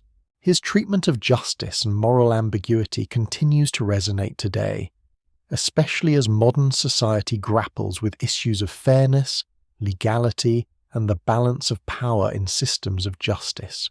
In Moby Dick, Melville's portrayal of Captain Ahab's obsessive pursuit of the white whale forces readers to confront the question of whether justice is always a moral imperative or whether it can be distorted by personal vendettas.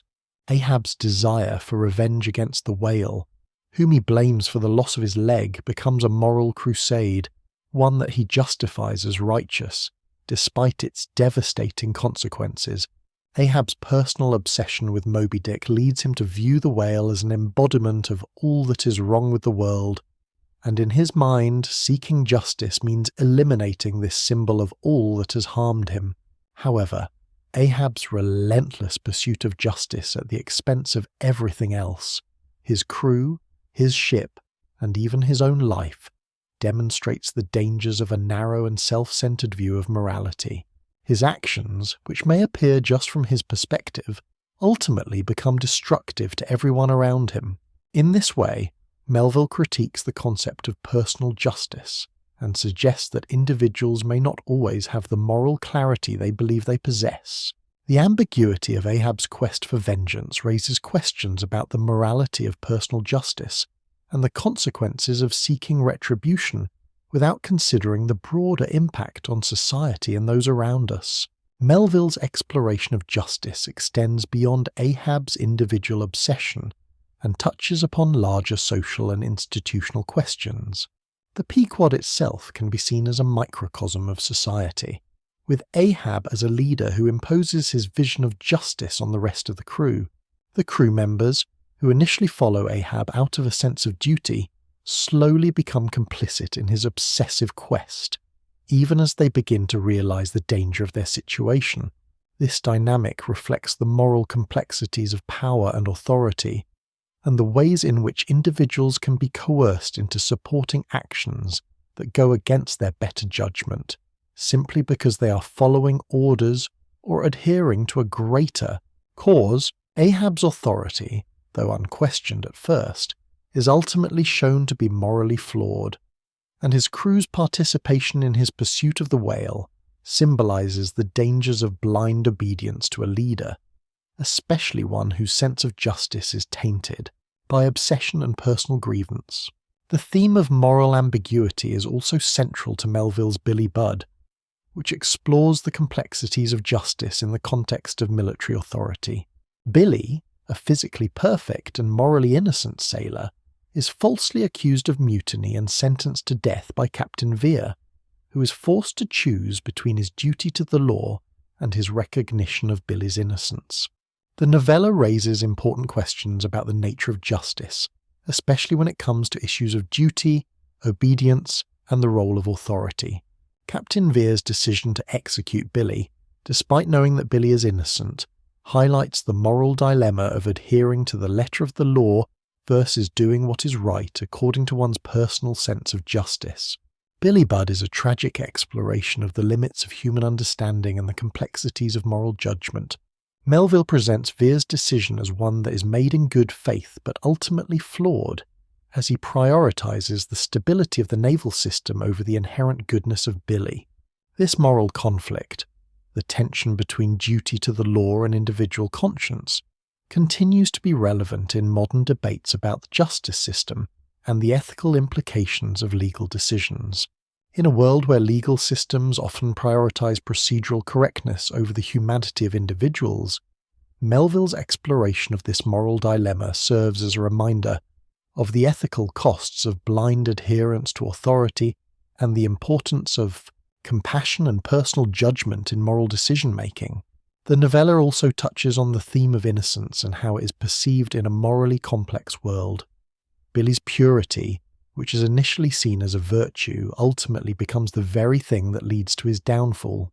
His inability to express himself or defend himself against the false accusation of mutiny highlights the vulnerability of innocence in a world where power dynamics and institutional forces often obscure the truth. Billy's death underscores the tragic reality that, in a world governed by laws and rigid systems, true innocence can be easily misunderstood and destroyed, this theme continues to resonate in contemporary discussions of justice, where individuals who are caught within legal or institutional systems are sometimes denied the opportunity to prove their innocence, particularly if they lack the power or resources to challenge the system. The moral and philosophical questions raised in both Moby Dick and Billy Budd have continued relevance today, particularly in discussions about justice, morality, and the balance of power. The complexities of personal and institutional justice remain at the forefront of modern debates about law enforcement, the judicial system, and human rights. Melville's work challenges us to consider the limits of legal and moral systems, and to reflect on the ways in which these systems can both uphold and undermine the pursuit of justice. In the modern world, where questions of fairness and equality continue to dominate social and political discourse, Melville's exploration of moral ambiguity offers valuable insights into the complexities of human behaviour and the challenges of making ethical decisions in an imperfect world, whether it's the dangers of obsession with personal justice in Moby Dick, or the tragic consequences of moral decisions within rigid systems in Billy Budd. Melville's works encourage us to think critically about the moral frameworks we live within, and the ways in which justice is often more complicated than it seems at first glance. Herman Melville's works, particularly Moby Dick, are deeply concerned with the human search for meaning and the struggle to understand the nature of existence. Through characters like Captain Ahab and Ishmael, Melville explores the complexities of human identity, the tensions between self-awareness and oblivion, and the search for purpose in a world that often seems indifferent to human desires. This existential questioning, which is central to Melville's major works, continues to resonate in the modern world, where questions of purpose, identity, and personal fulfillment remain ever present in contemporary discourse. In Moby Dick, Captain Ahab's obsessive quest to find and kill the white whale represents more than a desire for vengeance. It symbolizes humanity's eternal struggle to impose meaning on a world that often seems meaningless. Ahab's belief that by destroying the whale he can conquer fate and make sense of his suffering reflects the human drive to search for purpose, even in the face of overwhelming odds. His quest, however, is one of personal obsession, driven by the need to prove his own power and understanding in a world that refuses to offer him clear answers. Ahab's attempt to impose meaning on the randomness of life ultimately leads to his destruction, underscoring the danger of trying to force one's own narrative onto the world without accepting its inherent uncertainty. In modern existentialism, thinkers like Jean-Paul Sartre and Albert Camus have explored similar themes of absurdity and the search for meaning in an indifferent universe. Sartre's notion of existential freedom, where individuals must create their own meaning in an inherently meaningless world, can be seen as a reflection of Ahab's obsessive pursuit of the whale. Sartre's philosophy suggests that, in the absence of inherent meaning, humans are left to navigate a world where they must find their own sense of purpose. This aligns closely with Ahab's need to assert control over his fate, even though his actions are ultimately futile and destructive. Both Ahab and Sartre's existentialist heroes face the same dilemma: the search for meaning in a universe that offers no inherent answers. Ahab's desire for control over nature and fate also reflects Melville's exploration of human identity. Throughout Moby Dick, Ahab is defined by his obsession with the whale, but this obsession consumes him entirely, to the point where he loses his sense of self outside of this pursuit. His identity becomes inseparable from his quest, and this loss of self-awareness, this dehumanization in the face of obsession, raises important questions about the nature of personal identity. What happens when an individual is consumed by a single purpose, and how does it affect their ability to understand their own humanity? This question of identity and the loss of self in the search for meaning is particularly relevant in the context of modern existential thought. In an era where individuals often feel pressure to define themselves through external accomplishments, social media personas and societal expectations, Melville's portrayal of Ahab's obsession offers a cautionary tale about the dangers of losing oneself in a singular pursuit of meaning. Ahab's fate is a powerful reminder that the search for purpose must be balanced with a recognition of the complexities and contradictions inherent in the human experience. Ishmael, the novel's narrator, serves as a contrast to Ahab in his more reflective and contemplative approach to existence. While Ahab embodies the intense desire to conquer nature and control fate, Ishmael takes a more philosophical approach, reflecting on the nature of life, death, and human existence in his quiet observations. Ishmael's survival at the end of the novel, after Ahab's tragic end, symbolizes a more humble acceptance of the mysteries of the world. Where Ahab seeks to dominate and define the universe, Ishmael seems content to live within its uncertainties, offering a perspective that embraces the unknowable nature of existence. This contrast between Ahab's destructive obsession and Ishmael's reflective acceptance speaks to the broader tension between human ambition and the need for introspection in the search for meaning. In the 21st century, where existential concerns continue to shape modern thought, Melville's works provide valuable insight into the human search for meaning. In a world marked by increasing existential uncertainty, due to social, political, and environmental instability, Melville's exploration of obsession, self-identity, and the meaning of life is more relevant than ever. The search for purpose is a universal human experience, and Moby Dick serves as a mirror for contemporary readers who are grappling with similar questions about the direction of their lives and their place in an increasingly complex world. Melville's portrayal of the human soul, as reflected in both Ahab and Ishmael, speaks to the complexities of modern existence, where individuals often feel both isolated and overwhelmed by the forces around them. Ahab's need to control and dominate, contrasted with Ishmael's introspection and acceptance, highlights the broader tension in human nature, the desire to find meaning in a world that can feel chaotic and indifferent. As modern individuals continue to seek purpose and identity, Melville's works offer a roadmap for navigating these existential questions, urging readers to reflect on the limits of their desires and the importance of acknowledging the inherent uncertainty of life. Additionally, Melville's treatment of nature in Moby Dick, especially the ocean and the whale, continues to resonate in contemporary debates about humanity's place in the world. The natural world, which Melville portrays as both a source of beauty and terror, reflects the broader existential questions that humans face. How do we reconcile our smallness in the face of something much larger than ourselves? The ocean's vastness and the whale's grandeur mirror the infinite, unknowable mysteries of existence, and Melville's exploration of these forces encourages modern readers to confront the limits of human understanding and the search for meaning in a vast complex universe. Herman Melville's contributions to literature extend far beyond his own works, influencing generations of writers who would come after him.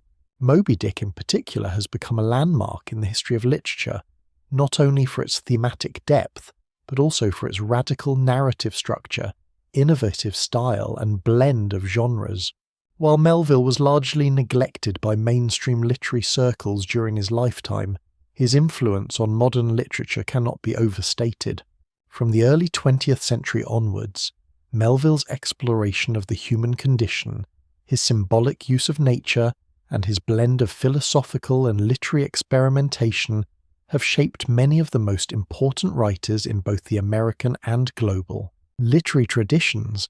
One of the central ways Melville influenced modern literature is through his approach to narrative form. Moby Dick, with its sprawling structure, philosophical digressions, and genre-blending qualities, broke with the conventions of 19th century storytelling. Melville's non-linear storytelling, his use of digression, and his incorporation of multiple genres, from adventure and tragedy to scientific treatise and philosophical meditation, opened up new possibilities for writers to experiment with form. This narrative complexity and willingness to break from traditional storytelling conventions paved the way for modernist and postmodernist writers in the 20th century. In the modernist tradition, authors like James Joyce and Virginia Woolf were influenced by Melville's fragmented narrative and his exploration of consciousness. Joyce's Ulysses and Woolf's Misses Dalloway both employ innovative narrative techniques that mirror Melville's use of shifting perspectives, inner monologues, and philosophical reflection. Like Moby Dick, these works experiment with time, consciousness, and form to reflect the complexity of human experience. For Joyce and Woolf, as for Melville, literature became a space not just for telling a story, but for exploring the inner workings of the human mind and grappling with the existential questions that define human life.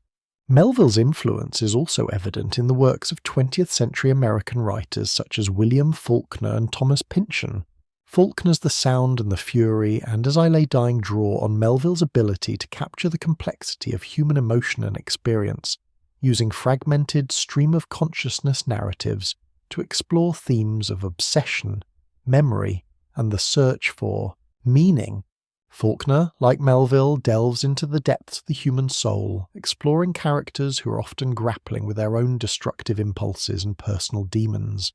Pynchon, too, in novels like Gravity's Rainbow and The Crying of Lot 49, takes inspiration from Melville's use of complex, multi-layered narratives that blur the lines between reality and symbolism, fiction and philosophy. Perhaps one of the most important aspects of Melville's influence on modern literature is his exploration of human obsession. Ahab's relentless pursuit of Moby Dick serves as a timeless metaphor for the dangers of unchecked desire and ambition. In Moby Dick, obsession is not simply a personal flaw, but a profound commentary on human nature itself.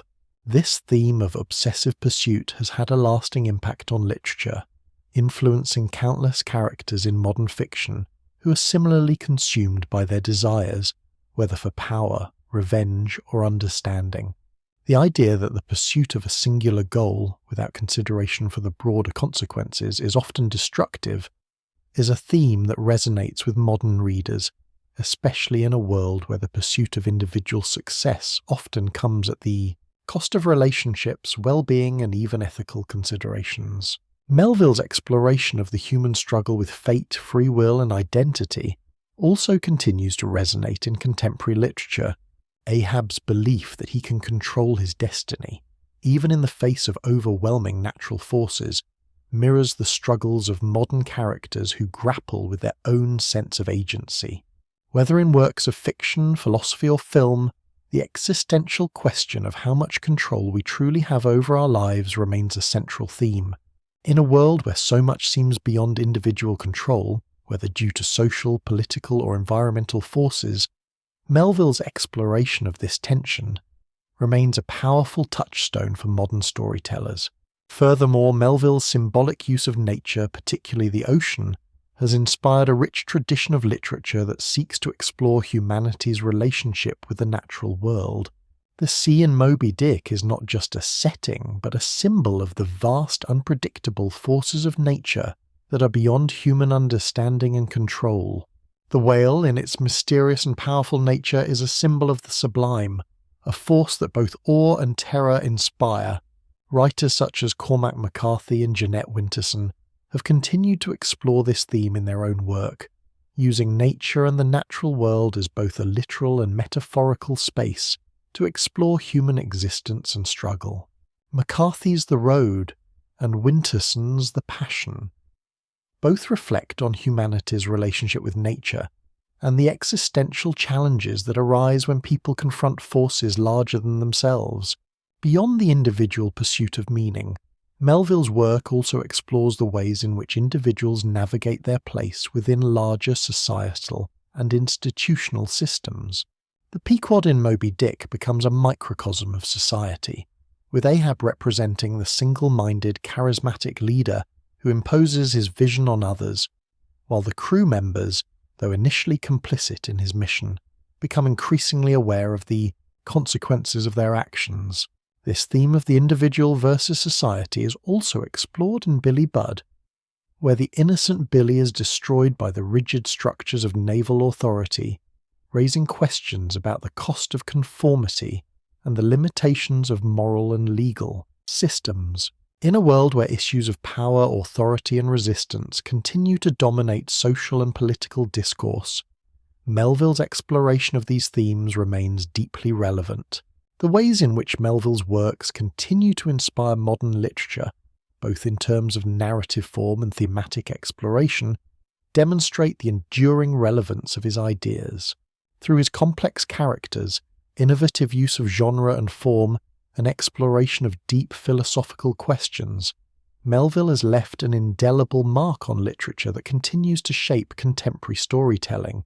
His exploration of the human condition through obsession, fate, identity, and the struggle against both natural and societal forces remains as pertinent today as it was in the 19th century.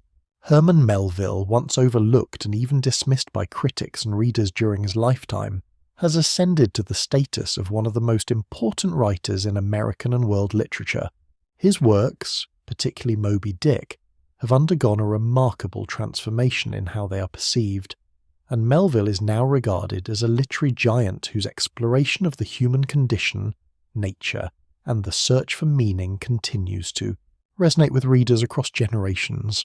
Melville's legacy is rooted in his ability to blend a wide range of literary styles and genres, creating works that are at once adventurous, philosophical, and deeply reflective on human existence.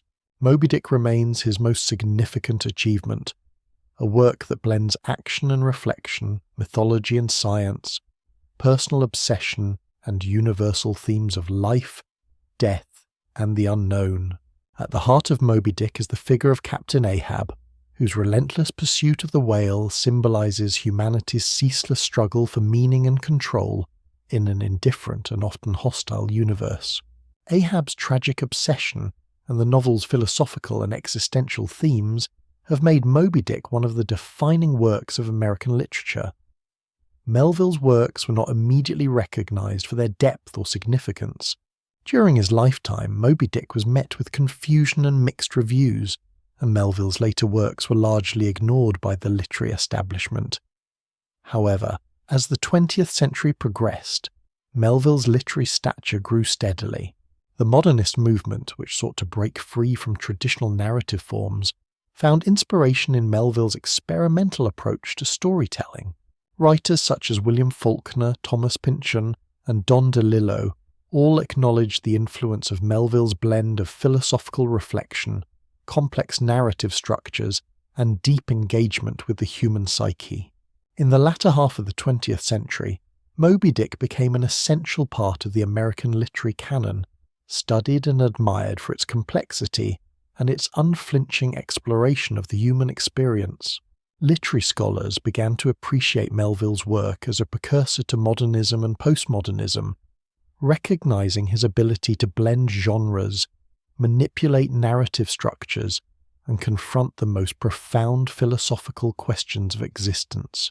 Moby Dick became a symbol of the vast unknowable forces of nature, fate, and obsession that define the human struggle, and it has continued to inspire critical thought and literary exploration. Melville's legacy extends beyond the confines of literature, as his works have influenced not only writers but also artists, philosophers, and thinkers from diverse fields. His exploration of obsession, power, identity, and the human search for meaning has made his works a touchstone for existential philosophy, particularly in the works of Jean-Paul Sartre and Albert Camus.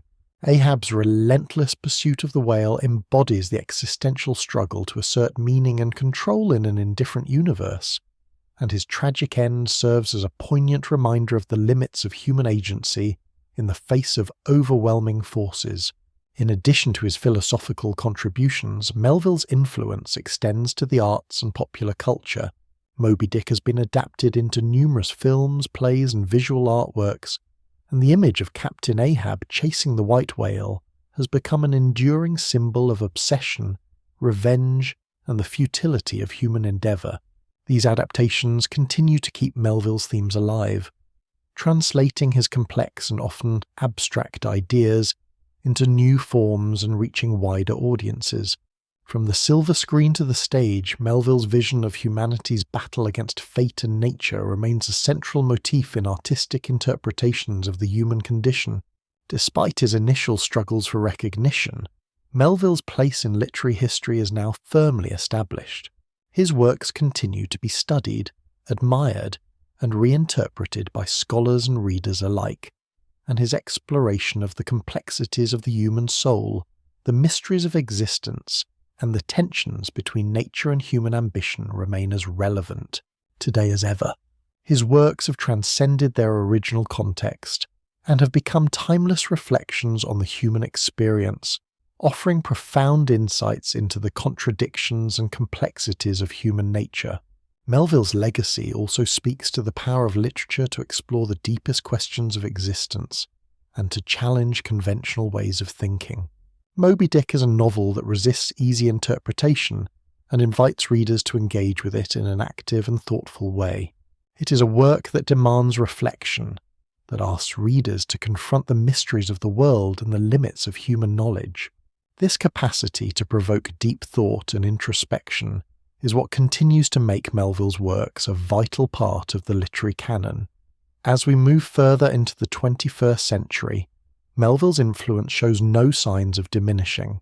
His exploration of humanity's deepest desires and struggles, his philosophical engagement with questions of meaning, identity and fate, and his innovative approach to narrative continue to inspire writers, thinkers, and artists from around the world.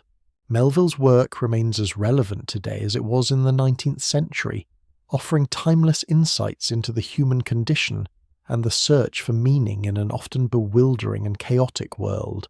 As we conclude our journey through the life and works of Herman Melville, we find that his legacy endures far beyond the pages of his novels, from the philosophical depth of Moby Dick to the moral dilemmas presented in Billy Budd. Melville's exploration of the human condition has touched generations of readers, writers, and thinkers. His profound meditations on obsession, fate, identity, and the natural world continue to resonate, reminding us of the complexities and ambiguities that define our existence. Melville's works challenge us to confront life's uncertainties, to question the systems that govern us, and to reflect on our own place in the vast, often indifferent universe.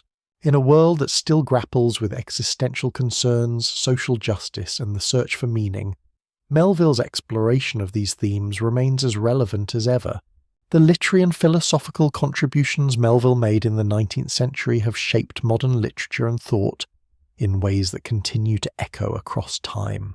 His influence on writers like Faulkner, Pynchon, DeLillo, and many others is undeniable, and his unique blending of narrative styles, his philosophical musings, and his complex characters have inspired countless works in both literature and the arts. Though Melville may not have lived to see the recognition he so richly deserved, his legacy now stands as a towering testament to the power of literature to illuminate the human soul, to confront life's deepest questions, and to remain relevant in the face of an ever-changing world. Herman Melville, once dismissed and overlooked, is now firmly entrenched as one of the great literary figures in history, his work continuing to inspire, challenge, and captivate new generations of readers. As we reflect on his contributions to literature and philosophy, we're reminded that the journey to understand ourselves, our world, and our place within it is as timeless as Melville's own quest for meaning. Thank you for joining me on this exploration of Herman Melville's life and legacy. May his works continue to inspire you, as they have inspired so many others, and may they encourage you to look beyond the surface, question the world around you, and like Melville's characters, engage in the eternal search for truth and meaning.